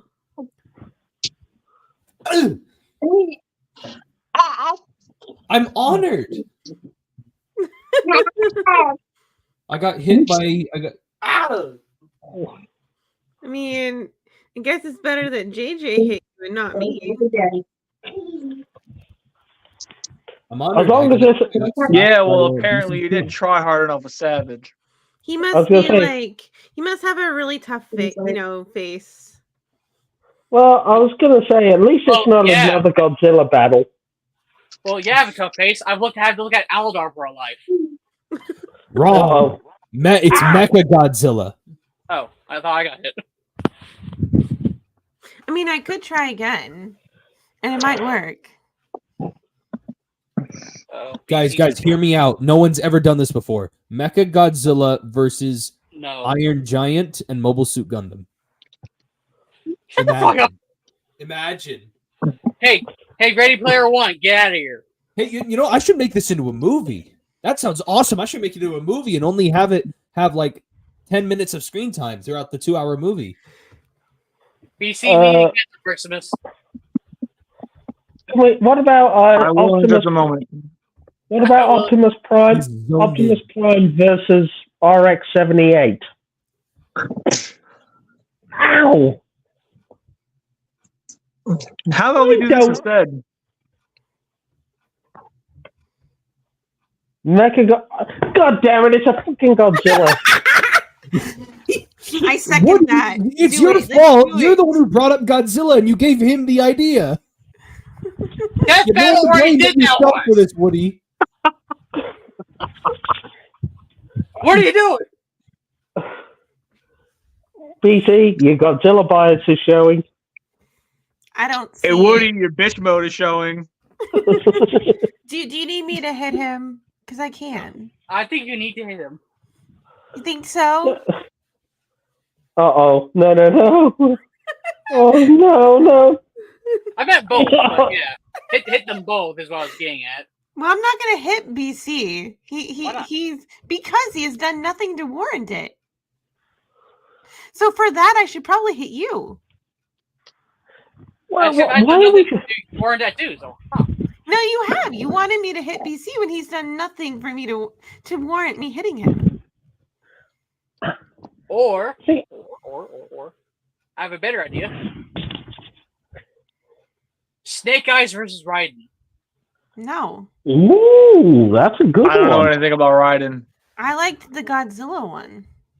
No Godzilla. You're how not about in we combine charge. two It's, ideas? it's Godzilla actually versus Snake Mecha Eyes. Godzilla versus the Dragon Zord. Still a Godzilla. But is it though? Hang on, technically, Literally, which yeah. one? It has the bones of Godzilla. Yes. That's only one specific version. Not all of them are made the same way. There was one that's literally just an alien-built copy. There's one that's an alien built copy. There's two that are built by the human race that as a means of either taking him down for his own good or actively trying to replace him, depending on which storyline you want to go with. And then there's the one where it was made from the bones of the 1954 Godzilla. Which is usually the preferred version. Well, yeah, because it okay. Before we even really start diving into that, okay. When it comes to the whole Mechagodzilla choice thing, my preferred version is actually the one that was in Ready Player One. Yes, There, actually, I said it. Disagree with that. King, quit being a bitch. Quit being a bitch. I do like the Godzilla counter, because the humans are like, well, we actually need a weapon to fight Godzilla on his own terms. So what do? We build our own robot Godzilla that's armed and armored to the teeth. Exactly. And he still lost. I mean, to be fair, I thought my suggestion was a good idea. It's cybernetic ninja versus natural ninja. Yeah. Savage, Wait, your audio keeps cutting in and out. I think it's because he has his fan on, so that way it keeps him cool. It's not even facing me. Yeah, we're not a big fan of it. You know what? That's it. You know what? That's it. Scribe battle. BC versus Bricks. Sorry, Bricks, you're fucked. I was going to say, round one. Fight.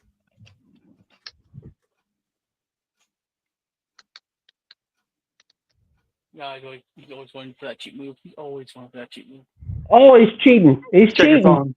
You're trying to make me lower my guard. Ooh.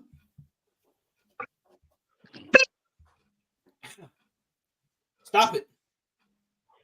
Poke. Now you're just irritating me. Poke, poke, poke, poke, poke, poke. Bother.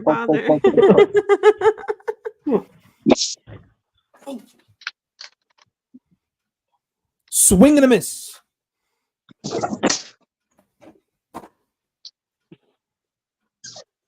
Oh, is that a B? BC wins. Ta-da! Anyway, I figured my choice was kind of interesting to toss out.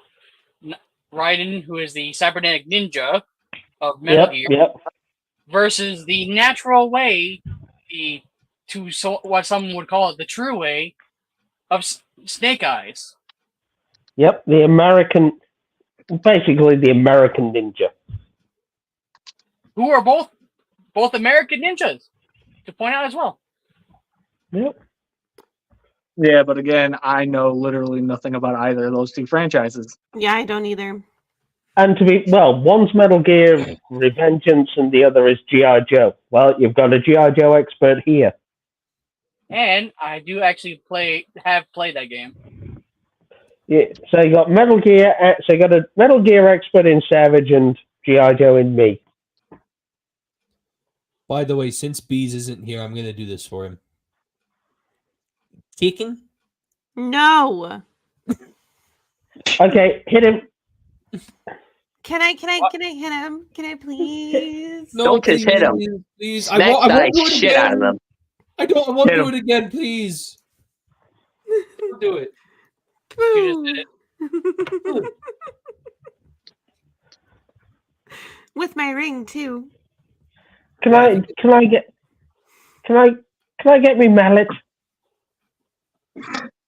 Sure, by all means, go get your mallet. That's it. I'm getting me mallet. So now apparently it's going to be BC versus Woody. Let's see how this goes. DC's gonna win. I do for love. Where did he get a fucking mallet? What has happened since I've been gone? What is going on? Everything. Everything's What? happened. Everything has happened. Everything has happened. Ever since I got my new job, y'all just first time. What next? You're gonna say Cthulhu lost Godzilla because Josh wanted to say he did? What the fuck? You know that meme from Community where the guy leaves to go get the pizza and he comes back and his apartment's like on fire and everything? Try pulling his hair. And that's like Savage when he comes back. What did I do? What Am I the only who has their mind still? The fuck? You have a mind? Yeah, I use it more frequently than Alador did.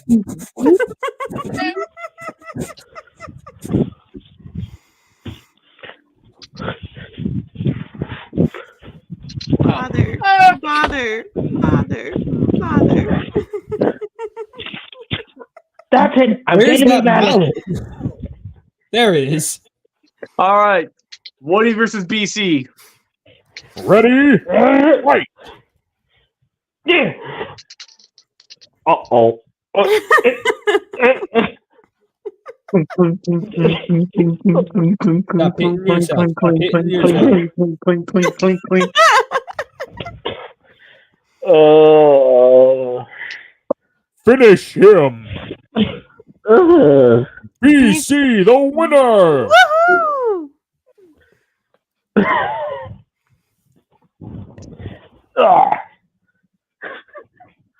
See, I got my mallet. To your own face. Yes. Like, I've got my mallet. It's time for BC versus Run! Rob. He's like, nah, fuck that. I'm out. I could say. By Rob the power of wins. I could say the power of Thor.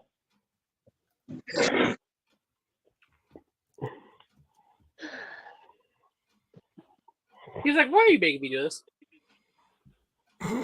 Round one. Round one. Rob Right. wins against himself. No. Round one.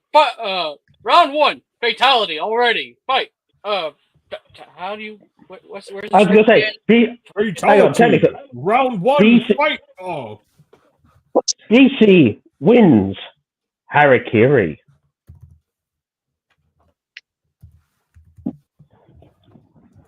Anyway. Ugh.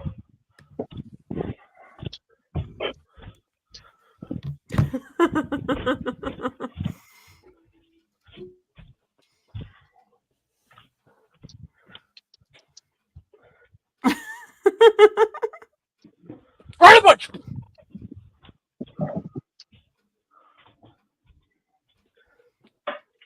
Fuck bitch ass. Get out of here with the shit. Ah.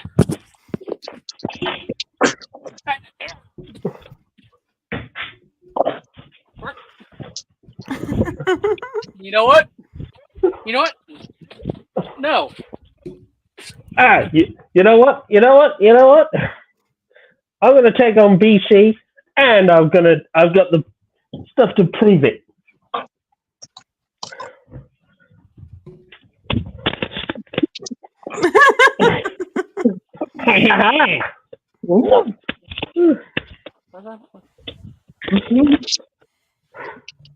I have a helmet. I have a claw. The claw. See? I followed my otherwise brilliant plan. What this I claw say Bricks does is versus it Woody. grabs you by the nipple and it twists.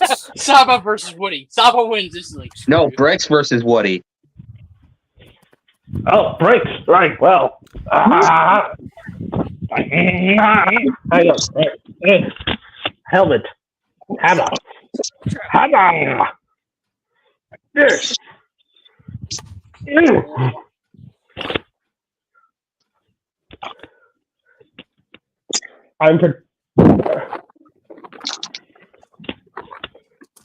I'm protected. Anyway, back to what we're trying to fucking do. I've got my mallet and I've got a helmet. Ha! Hey, Woody, you ever heard of magic? No? I cast Here Comes the Sun. Here comes the sun. I don't know what the. Down! It I burns! cast manual breathing. I said manual breathing, not asthma.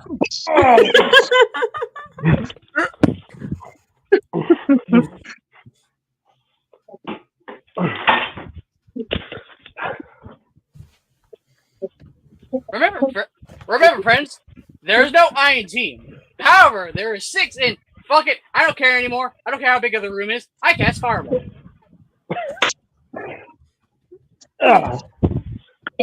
Really? Hey, Savage. Hey, can't say I cast rubber bones. That's You know what? I'm going to cast the what? I am going to cast the most devastating spell on all of you. Please don't say. Repair butthole. I didn't even hear half of it. Repair butthole. I cast missing Lego. Wait, what? Where did that Lego piece go? that affects him more than anything else. I know, that's why I casted it. Here's the thing. Here's the thing about that spell. It doesn't change anything. Yes, but the thing It is though, happens anyway. mend butthole is devastating. I cast Loose Joint. I cast bedtime. Oh, well, that's just unfortunate. Joke's on you. I wasn't talking about your body. At least Savage. Oh, You better rethink that spell. no! Oh no! Why? Guys, hold on. Hey guys, hold on. Now we know why we are having these issues. Hasbro looked at us and went, look at this little new figure. I cast Yellowwing. God damn it! By the So way, Hasbro. I cast blank ammunition.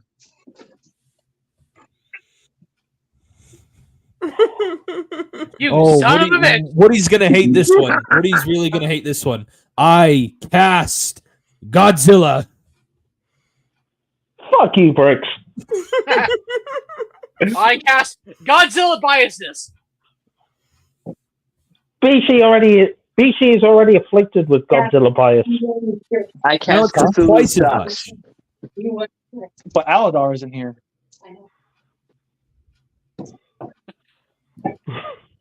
Aladar appears from behind your couch. Yeah, Behind my couch, I'm beating the motherfucker behind the couch. Aladar. You gotta remember. Aladar lives in your walls. Not because he's an evil monster, it's just because he walked into them. Can I get out? Yes, you may.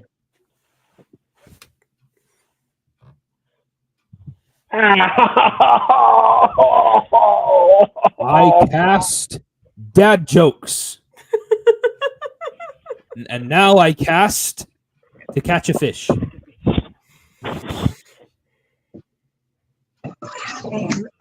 Okay, let's see. All right. Oh, I got a catch. Oh,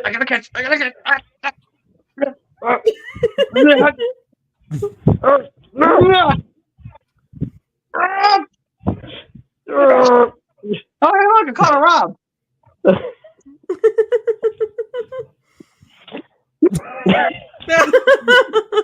I cast weapons upgrade. What kind of weapons upgrade are you? Oh no. Fuck that. Oh no! Oh no! See, I love how me and Briggs both understand that bad monkey meme. I like War for the Planet of the Apes. Okay. I love it. The bad monkey meme. Oh no! Oh, why so small? Oh, I cast the power of friendship. I thought he was going to reach for the Force egg driver then. I cast. Fate has other plans. Let's push it. Let's push it. I cast fuck right off with that shit. Anyway, can we get on with this? I'm getting hungry. Go get something to eat then. Hold on. Then go get food. I cast the power of friendship. And this gun I found.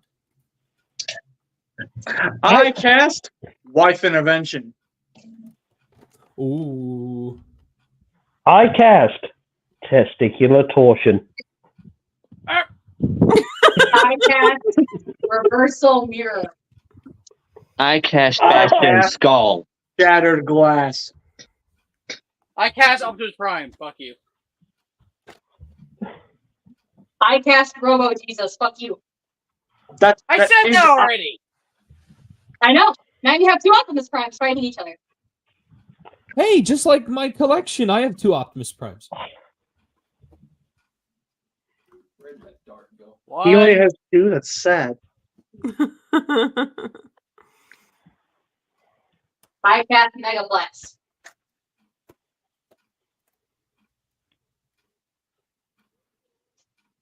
Do you even know who that is? Giant top. He's the big white one. Metroplex. Don't give a fuck. Not Megaplex. I don't give a fuck. Adopt a building on it. That's where I love how that's where Freddy went, not what the Transformers. Basically, Hey, I just thought of the next Transformers crossover figure, Megaplex. per the wife's misguided attempt, she casts Metroplex. I catch Unicron. I win. It says I wasn't trying to drop an actual building on it. The next time, just say building. Megaplex is a building. No, he's not. Yeah, he is. Metroplex. Megaplex is an actual thing, Josh. Metroplex is also an actual thing. Yeah. Oh, well. It's a mall, basically. I'm sorry, Dropped I a didn't. fucking mall on it. I didn't know. Goddamn. I'm younger than you are, and I knew this before you. How is this possible? Rick, shut the fuck up. Okay. Oh, he is real. Okay. What?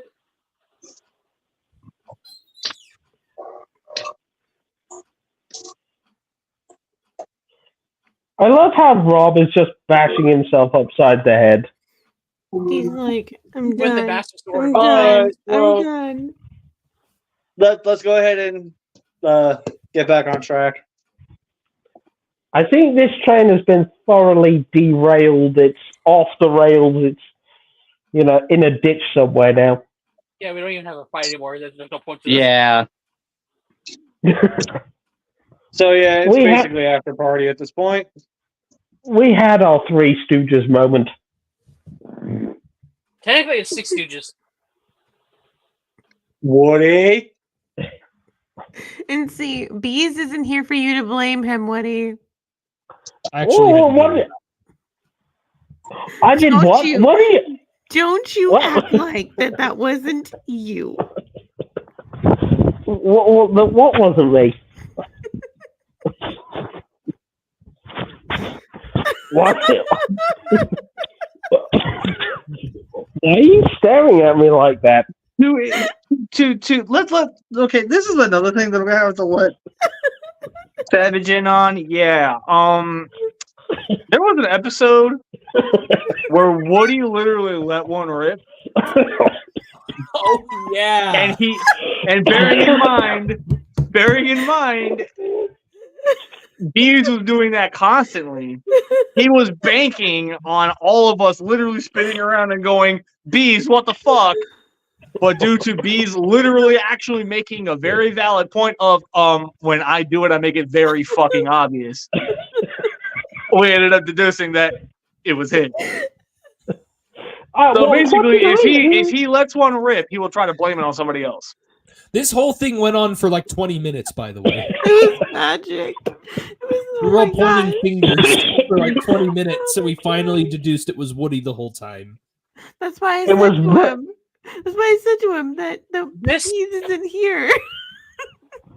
I at everyone else I can't be mad at. However, you let this happen on for 20 minutes. I'm just estimating, but that's what it felt like for sure. Yep. You would deduce this within 5 minutes back in the day. What the hell happened to you? He became a For the dad. record, I did go back and I actually did re-watch the episode. 3 minutes and 50 seconds. It was longer.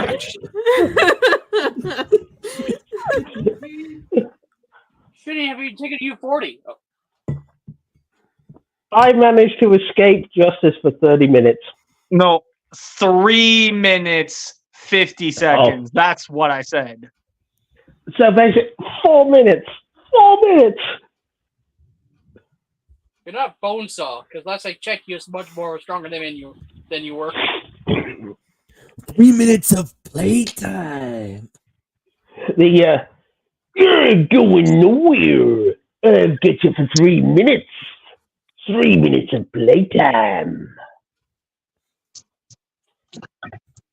How did you defeat Solo Jones in one go? So how's that HasLab G.I. Joe anything doing for you?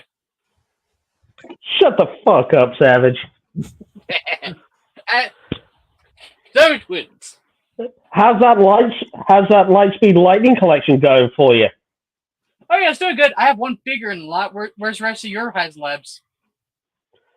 Let's see. We've had 3 classified, 1 retro. So, and a third, and the next classified on the way. So, You see, they don't highlight G.I. Joe anymore because that's all that ever it is, a highlight. well, at least G.I. Joe gets a highlight. Power Rangers ain't got nothing now. Woody, before I jump in, you might want to stop. Or else I'll hit you, Woody. Look. I was just gonna say, Savage. Look, don't be mad at me because you'll never get your Lightning Collection Carter Grayson action figure. Oh, it won't be bad, just like you won't be able to get your USS Striker as a HasLab. I Or got flat. this guy. Okay, yeah, well, that is like a several $1,000 toy. It's several thousand you'll never be able to afford. So will most people, to be fair. I have 1,000 in my bank. Don't test me.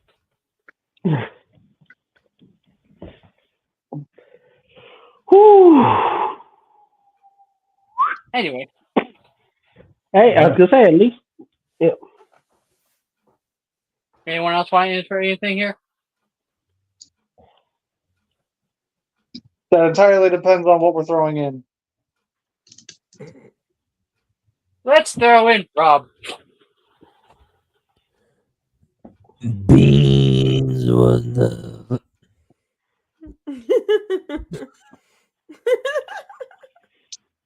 Yeah, Rob is basically just done with our shit at this point. I've basically been done since we did the topic, so But God, I'm beginning to believe that Rob wants a divorce now. He's that done. He's like, that's it. You know, it's your problem now. Divorce? To who? He's divorcing the Scrapyard. He wants half your shit. Good luck with that one. I Like, cast divorce lawyer. Oh, he's so done. He's literally just like, no, I can't take this anymore. I cannot take this. My question, Bricks, is the divorce lawyer Phoenix Wright? objection! Objection. Looks To be like fair, though- Phoenix Wright was Phoenix stupid. To be fair, if Phoenix Wright were to ever be my attorney, I know I'm going to win. Objection. Unless, he's someone turns around going, Your Honor, it was not the victim who was the one that did it. It was my defendant. What the fuck? You walked into that one, Bricks. I had to do it. No, you're good. I actually, it's actually from a video game that I understand the reference from. Well, I understood that reference. I understood that reference. Thank you, understood Captain that America. No, not you, Thank Captain you. Shut. I'm one of those people on the daily basis who will, I talk in quote, and it's even to the point where some people don't even realize I'm quoting from a movie because they're just that obscure of lines. Because you'll say, I understood that reference. I understood that reference. I'm still sitting here being baffled by the fact that Harrison Ford is now Thunderbolt. Okay, the fuck? So, yeah, so they traded one cranky bastard for another cranky bastard. What happened to what happened to the last guy? Like, why He died. He died, passed yeah. away. I did not know he died. Yep. It's just that this current cranky bastard they got playing General Ross is way more expensive. Yep. AKA, he literally looked right at Marvel and said, if I don't become Red Hulk, you ain't never getting anything out of me. What are they going to do? We're really not sure when we want Red Hulk to. Well, you're bringing him in now. Well, we can't just bring him. I bring him in now. All Harrison Ford has to do is angrily point at people. Just angrily point at people.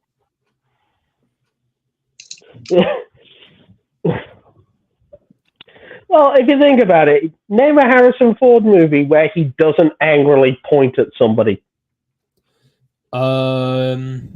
Indiana Jones? No, he does it to his dad. Oh, he does, yeah. What about K-19? I'm fairly sure he angrily he's playing an angry Russian captain. Of course he's going to point at somebody. Yeah, but he's probably more likely to just, shoot a guy that's swinging a bunch of swords around. Yeah. I really want to make a meme where it's just General Grievous opening up his lightsaber. He's like, General Kenobi! And it's just Han Solo shooting him like, Indiana Jones. Just imagine. Yeah, I'm just waiting for Taskmaster to just wave the sword around and Thunderbolt Ross just pulls the 45 and caps him. Like, he just pulls out a Glock 19. Yeah, just boom. And it's like a Hulk-sized Glock 19. Like it's not even like a regular sized one, it's like Hulk-sized.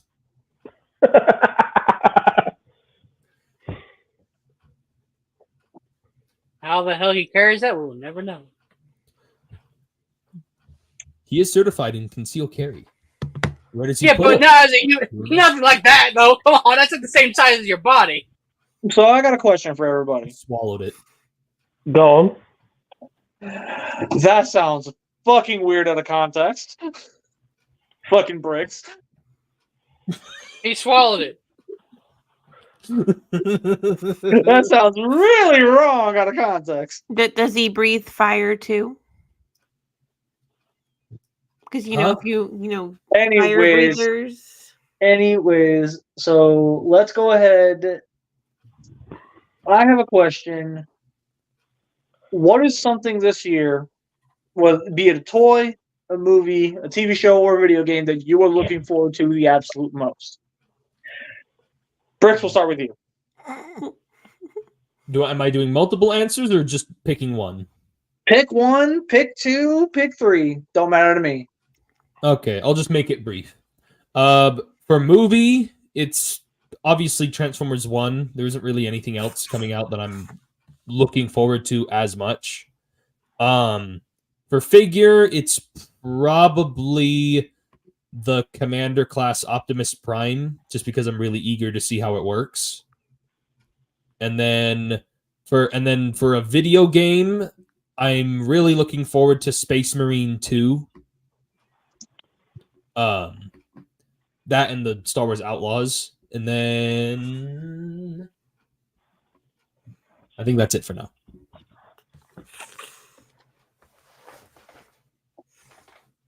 Rob, go. All right. Yeah, Rob, you're next. Okay, movie Sonic 3. Ooh, yeah, that's a good one. Oh yeah. Yeah. Figure.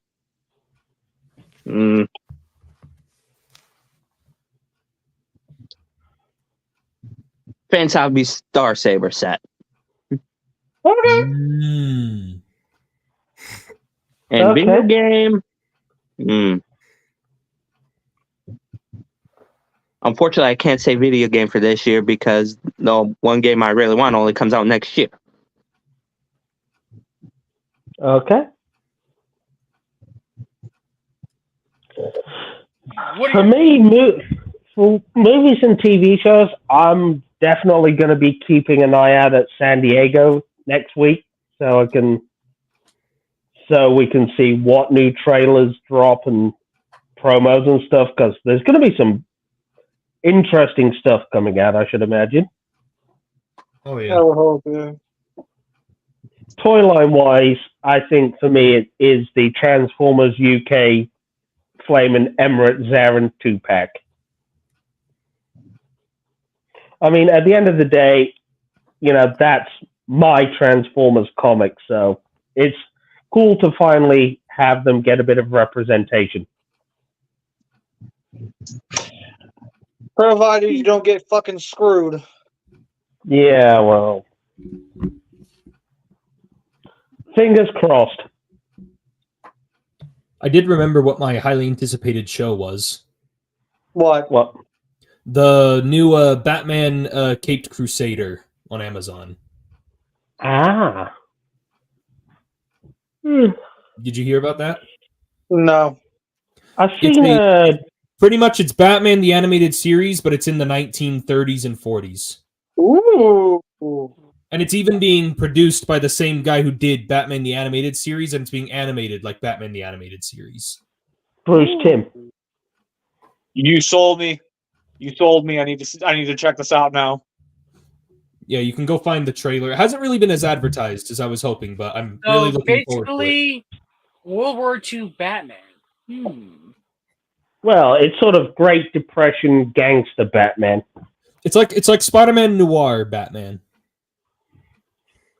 Or if you want to be really technical about it, technically it's his first, basically when his comic book came out. When the very first Detective Comics with Batman came out. Yeah, so it's going to be a very pulpy, very gangster. The Dreamer.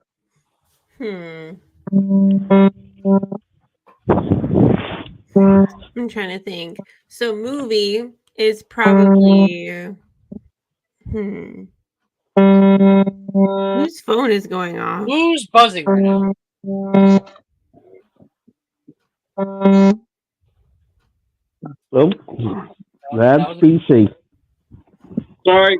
It's okay. So movie would probably be Twisters, because you know they remade the old Twisters movie. And it's set in Oklahoma, which is kind of interesting.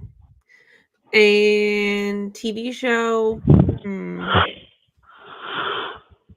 probably Netflix is coming out with a show based off of a book I read called A Good Girl's Guide to Murder.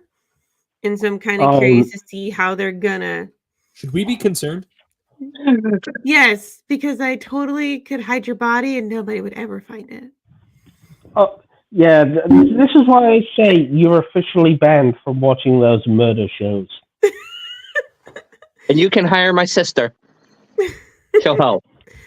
And so those would probably be the only ones because I shop at used bookstores, so I don't usually know what is coming out unless I just happen to go into a Barnes and Noble. One doesn't simply just happen to go into a Barnes and Noble. Yeah, I had to have permission. You plan that trip. That is planned. I do, and Mr. Dreamer usually says, "This is how much you can spend. Have fun." What about what about you, Savage? Yeah.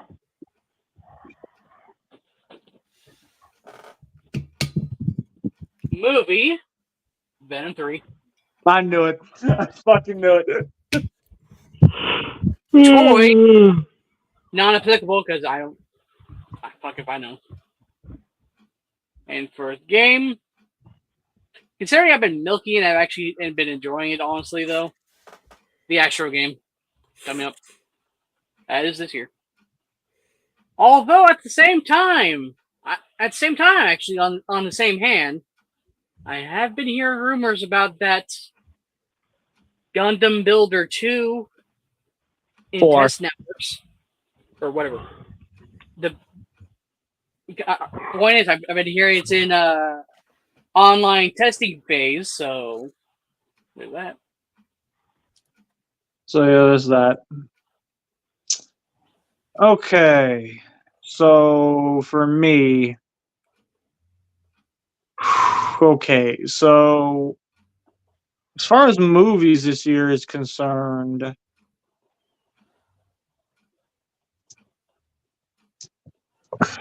that's a tough one because I'm not really looking forward to very many movies these days. So by default, I'm gonna have to say TF1 because it's so far the only movie that's really holding my interest that's coming out this year. If I was gonna tweak the rules a little bit, I definitely would say the new Cat movie, but I'm not tweaking the rules, so TF1. As far as figure is concerned, what's a figure coming out this year that I know for a fact I am foaming at the mouth for? Because most of the ones I've been foaming at the mouth for, I've already basically got.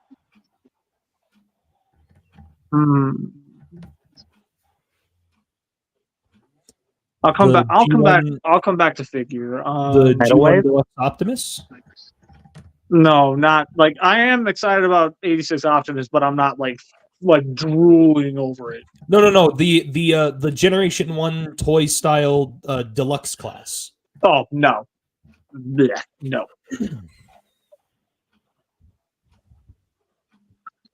TV show, the third season of Almost Paradise is supposed to be dropping this year. So I'm definitely looking forward to that.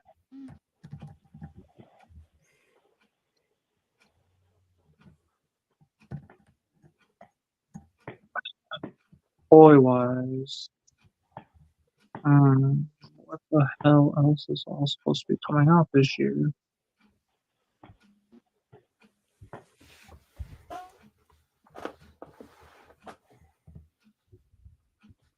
I mean, I'm excited for Swoop. For what it's worth on that. Oh yeah. What about the I don't know if you have it already actually. The reissue of the Leader Class Soundwave with the cassettes. I don't have it yet. So I know a lot of people are foaming at the mouth for that. I definitely am as well, just not like overly excited. And I'm gonna just openly admit part of that reason is because of Rumble. I'm still pissed about that. Like, are you fucking kidding me, Hasbro? Yep. Perfect opportunity to give us a new Rat Bat. Perfect opportunity to give us Slugfest and Overkill. Yep. And instead, you give us another Ravage and Toy Rumble.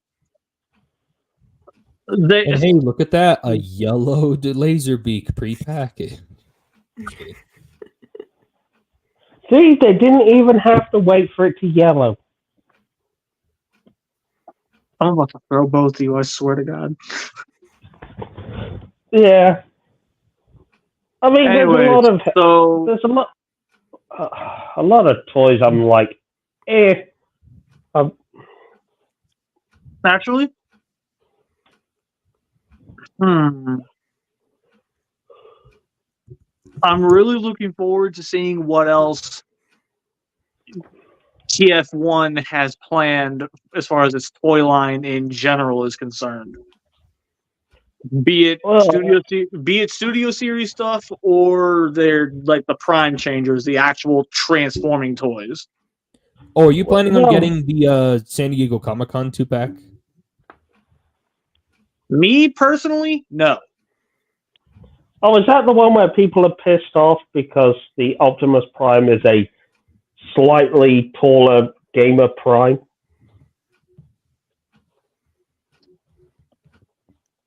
I didn't even know people were mad about it, but okay. Yeah, I didn't even know people were mad about that. Most of the hate has been going to the Megatron. Well, yeah, considering that that's the old Siege mold that people are saying. Can we either retire this mold or let some other character use it? Please. Like every single time that mold got released, it was always strictly Megatron. The name somebody. Emirate Zarin. But Emirate Zarin is a smaller character. Anyways, the only version of that I got was the Gen Selects G2 Megatron. As far as games is concerned, what's a video game that's dropping this year? Oh. My God, man. I'm so far behind on all this. Yeah. I don't even know what the hell is all coming out this year, huh? You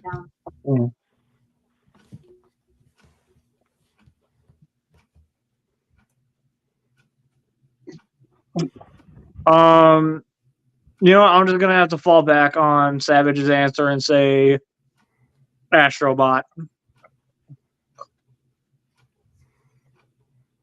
Boring. I'm just kidding.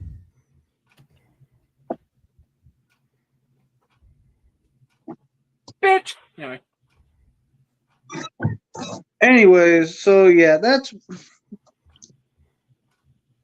know what? How about this? We'll add next year to this in hopes that it'll actually make it a little easier for everybody.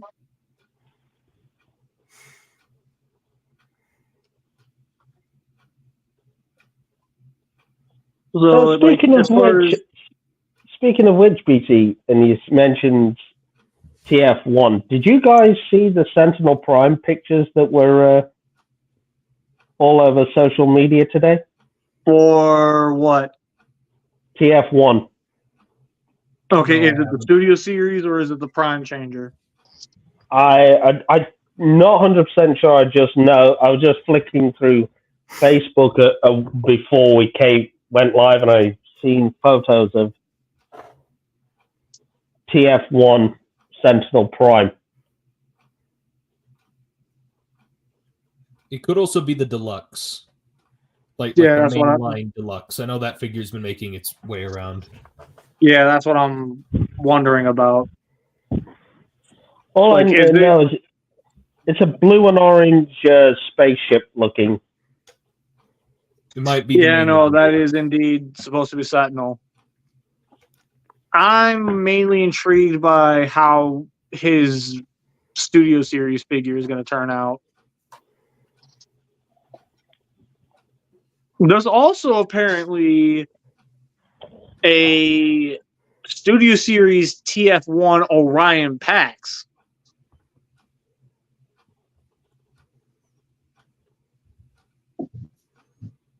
Or you know what? How about this? What is a character that so far we've seen in the previews for TF1 that you are very much looking forward to seeing as a Studio Series figure? Studio Series specific, not mainline. Are we starting with me or someone else? We'll start with Woody this time. Okay. I'm not 100% sure. I've seen a couple of previews. I'm looking forward to seeing the Bumblebee in the studio series. Another Bumblebee. Yeah.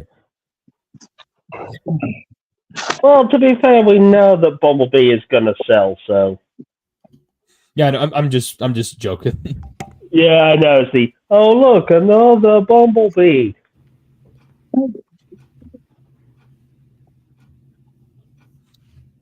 Right. Okay, now Bricks. Oh, okay. We're just over to me.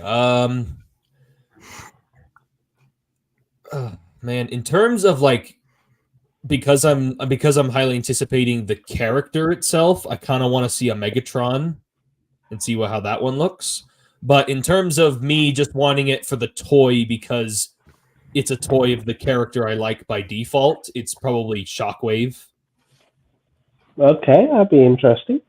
But if we're talking in terms of like, because I'm interested in the character, so it makes me want to get the toy, it's probably Megatron.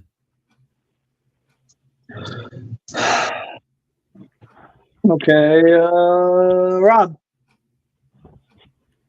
That's going to be a toss-up for me between Sentinel Prime and Alita.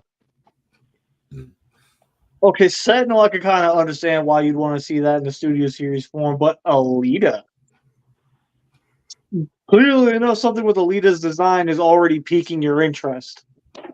Well, then the only Alita figure I have is the New Age. Fair. So then, Alex.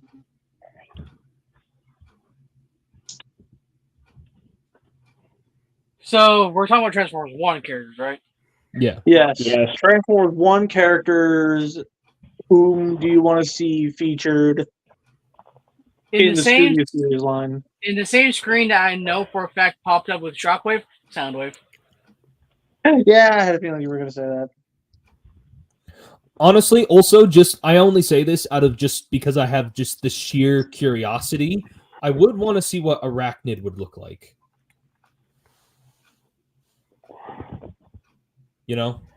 Actually, there's another thought because to go on the same thing because I feel like that's who we saw in the trailer. I'm not sure who it was, but I'm based on the face connection from Earth Wars, which is the only way I can connect it. Yeah, good point. Decepticon Full Tilt is what I'm talking about.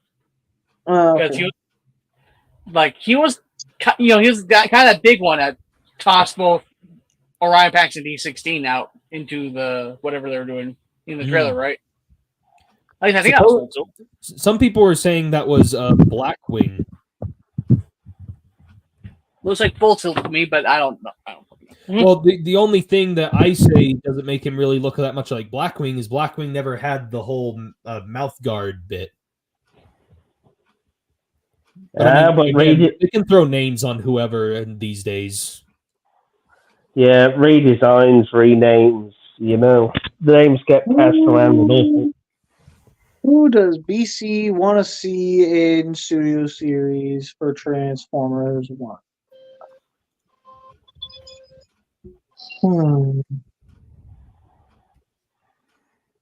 Alpha Trion. I feel like that was a guarantee, honestly.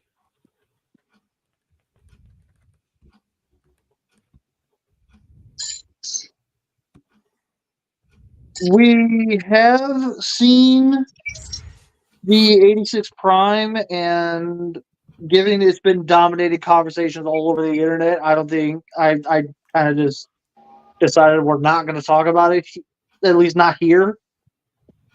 But when the hype of it has at least died down a little bit, then I definitely feel would be a good time to actually sit down and discuss it. Yep. Also, it's BC, not DC. DC Comics. Hey, DC, by the way, when is the next Batman comic coming out? Whenever you get your ass whooped, that's when. Oh. Thanks for letting me know.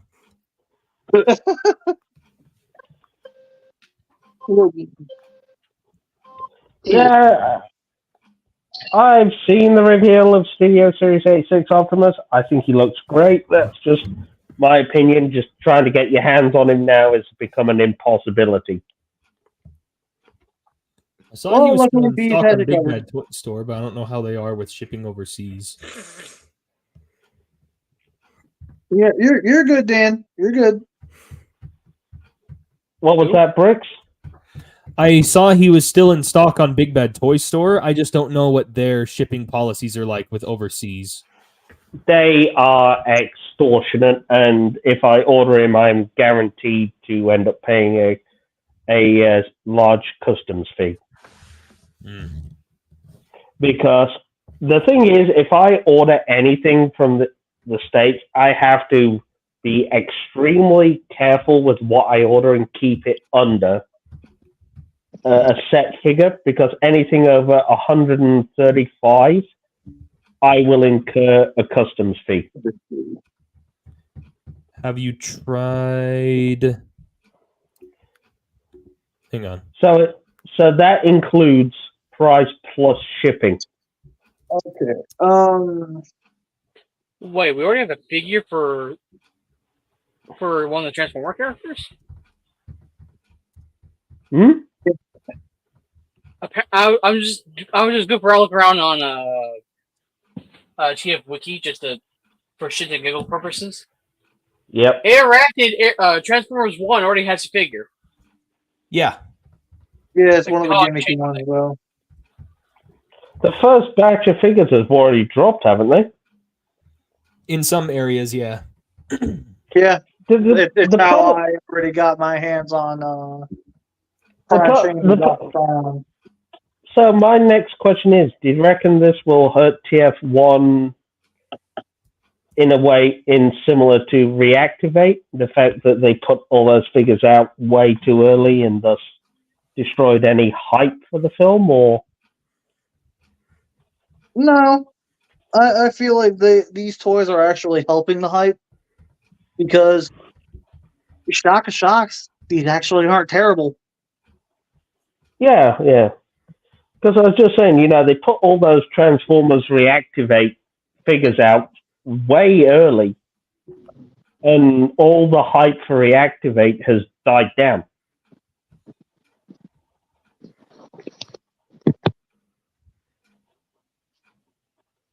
So I'm just wondering, not that I'm saying it will, but I'm just saying that, well, do we reckon the hype for TF1 will die down with these figures, or?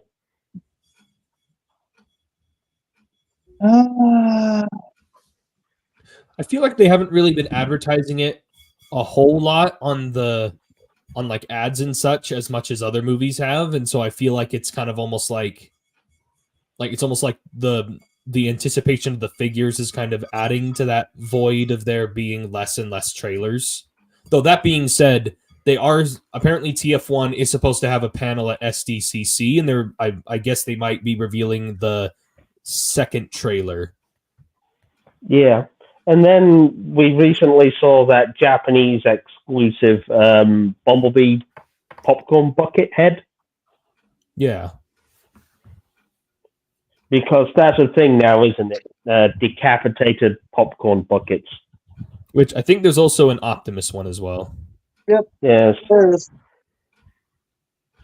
Hence, like, we had the Dune Part 2 popcorn bucket. We've had the Deadpool popcorn bucket.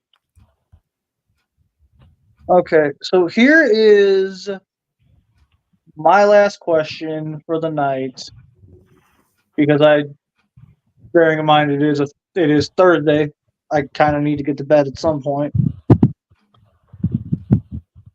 What is everyone's overall opinion on Chris Hemsworth being the voice of Orion / Optimus? Personally, I hope he brings something a bit different to the table and doesn't just recycle his, party boy saw from the recent movies. Maybe Bricksmith, I'm curious how you and your conversation will go well together doing another stream with JJ Prime on his channel, the Monday stream. It'll Is go Nani? fine. I just noticed that there was actually another person to come to. Hi. So, I'm confuzzled as to what you mean, Dan.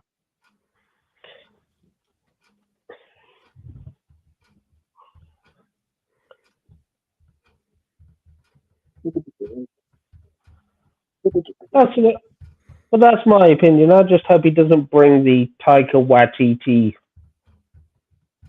cringe comedy thought to it. But it sounds like, his big claim that he went to Peter Cullen himself to basically not only be taught how to do it properly, but get the blessing to possibly get the torch passed to him. yeah, well, the thing is, with Peter Cullen is such an iconic voice actor. He is the iconic voice of Prime. He is who we think of. He's been doing it for so long, and that Optimus Prime voice is, the strong enough to be gentle leader we know and love. And so, well, yes, that's definitely true. One thing we also need to unfortunately just flat out accept: he's getting old. Yeah, he can't keep doing this. No, and I think it's also down to the fact that Gary Chalk also retired from voicing Optimus after a while. And Chris Hemsworth, I think in the long run he is that kind of large modern celebrity that's needed to bring a lot of eyes to Transformers. But is it entirely necessary for it to be a well-known celebrity? Because, technically Peter Cullen isn't really some well-known celebrity in most circles. No, but he's a well-known celebrity in voice acting circles and geek circles. But, the thing is,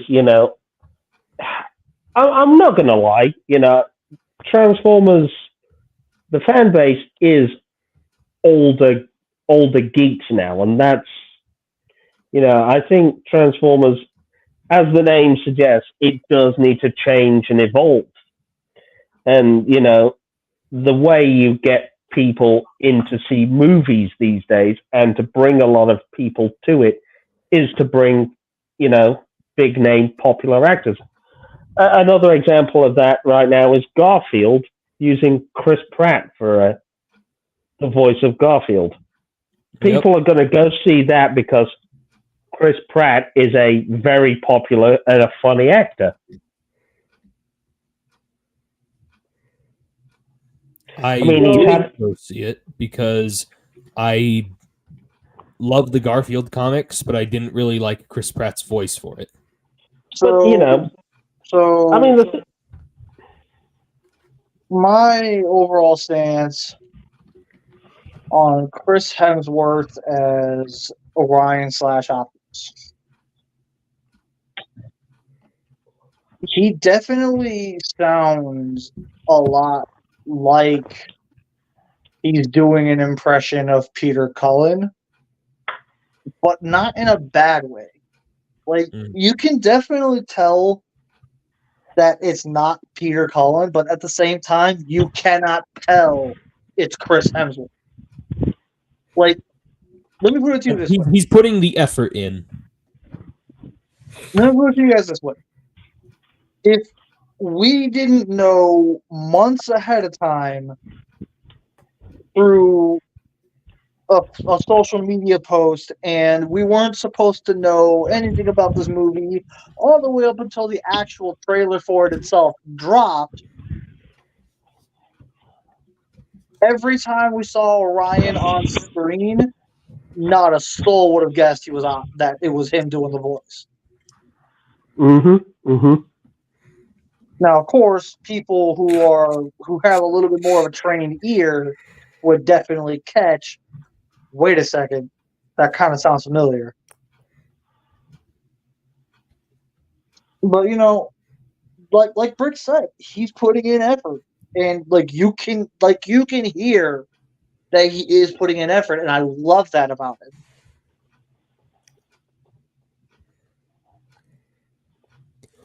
So my overall thought process on him as Orion/Optimus, he's doing it's going good. It's going good.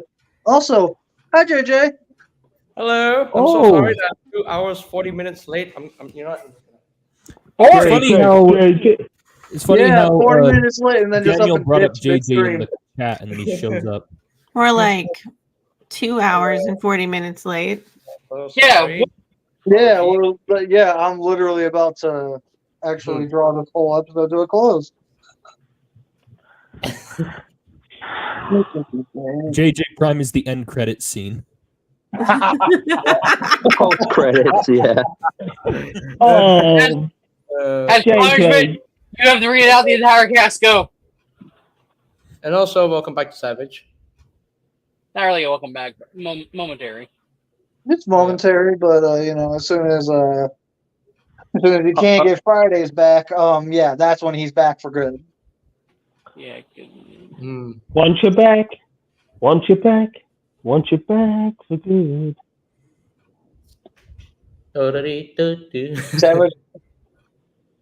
Savage was going to join Scrapyard, but his bills are too high. Savage Don't was stop that again. Savage was gonna join the scrapyard, but he's washing dishes.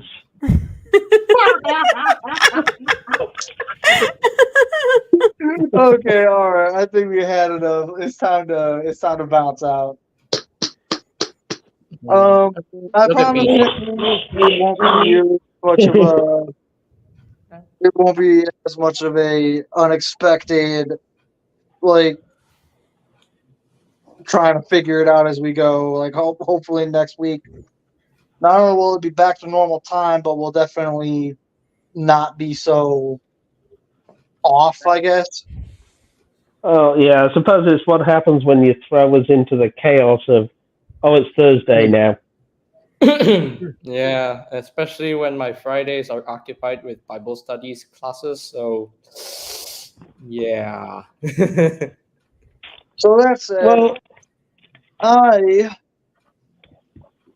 am going to go ahead and say we are not going to reveal what the topic is this time because I need time to actually sit down and really think about what it's going to be this time. so I'm not Then asking the next question. week, basically next week, everything will be back on track. And also Awesome. the scrap battle should be the Pokemon versus Digimon, right? Yes. Yes. Yeah. Yeah, so we've got Savage and Bees literally being the experts.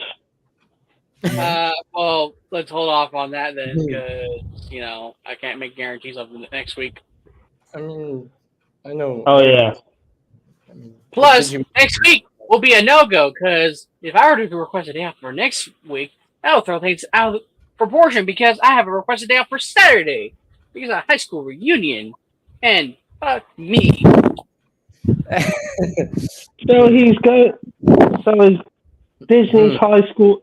Savage is being Disney's High School Musical instead of washing the dishes. By the way, I just Yeah. had a random thought. If we had the Imperial March play backwards, would Savage's wounds start to heal? If I had joined like firsthand today, my figure appreciation for the week would have been this guy right here, Hot Shot. So Oh, hey, Jack. Awesome. Loving it, JJ. Loving it. So with all that said, guys, we're going to go ahead and hop off. Thank you guys for joining in on the fun. I hope that you enjoyed the show. And of course, it's always a pleasure to do this. So, with all that said, I've been BC. I don't get to do my bit. Oh shit! I'm sorry. See, you've been gone so long. It's been a while. Bum, bum, bum, bum, ba-dum. I already did that. Fuck off. No, not that bit. The other bit. Since there's no topic, so I won't be able to do the next on episode. Blah blah blah blah. I'll just skip that part. So, and then in the next episode, however, will Dream ever be able to get the $1 she ever desired, but then never be able to reach and get? Will Briggs ever find the last missing brick? Will Rob actually be able to partake in an episode? Will Woody ever stop being a goddamn Brit? Will JJ partake in one episode before everyone else started?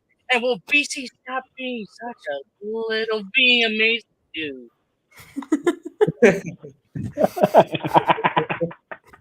Stop being a bitch. Okay, well, he said that time, not me, so that's on him.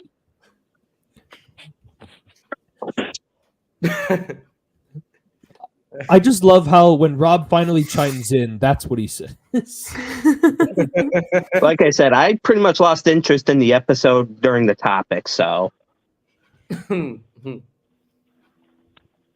Anyways, He could have been asleep for the whole episode and nobody would have noticed. unlike you.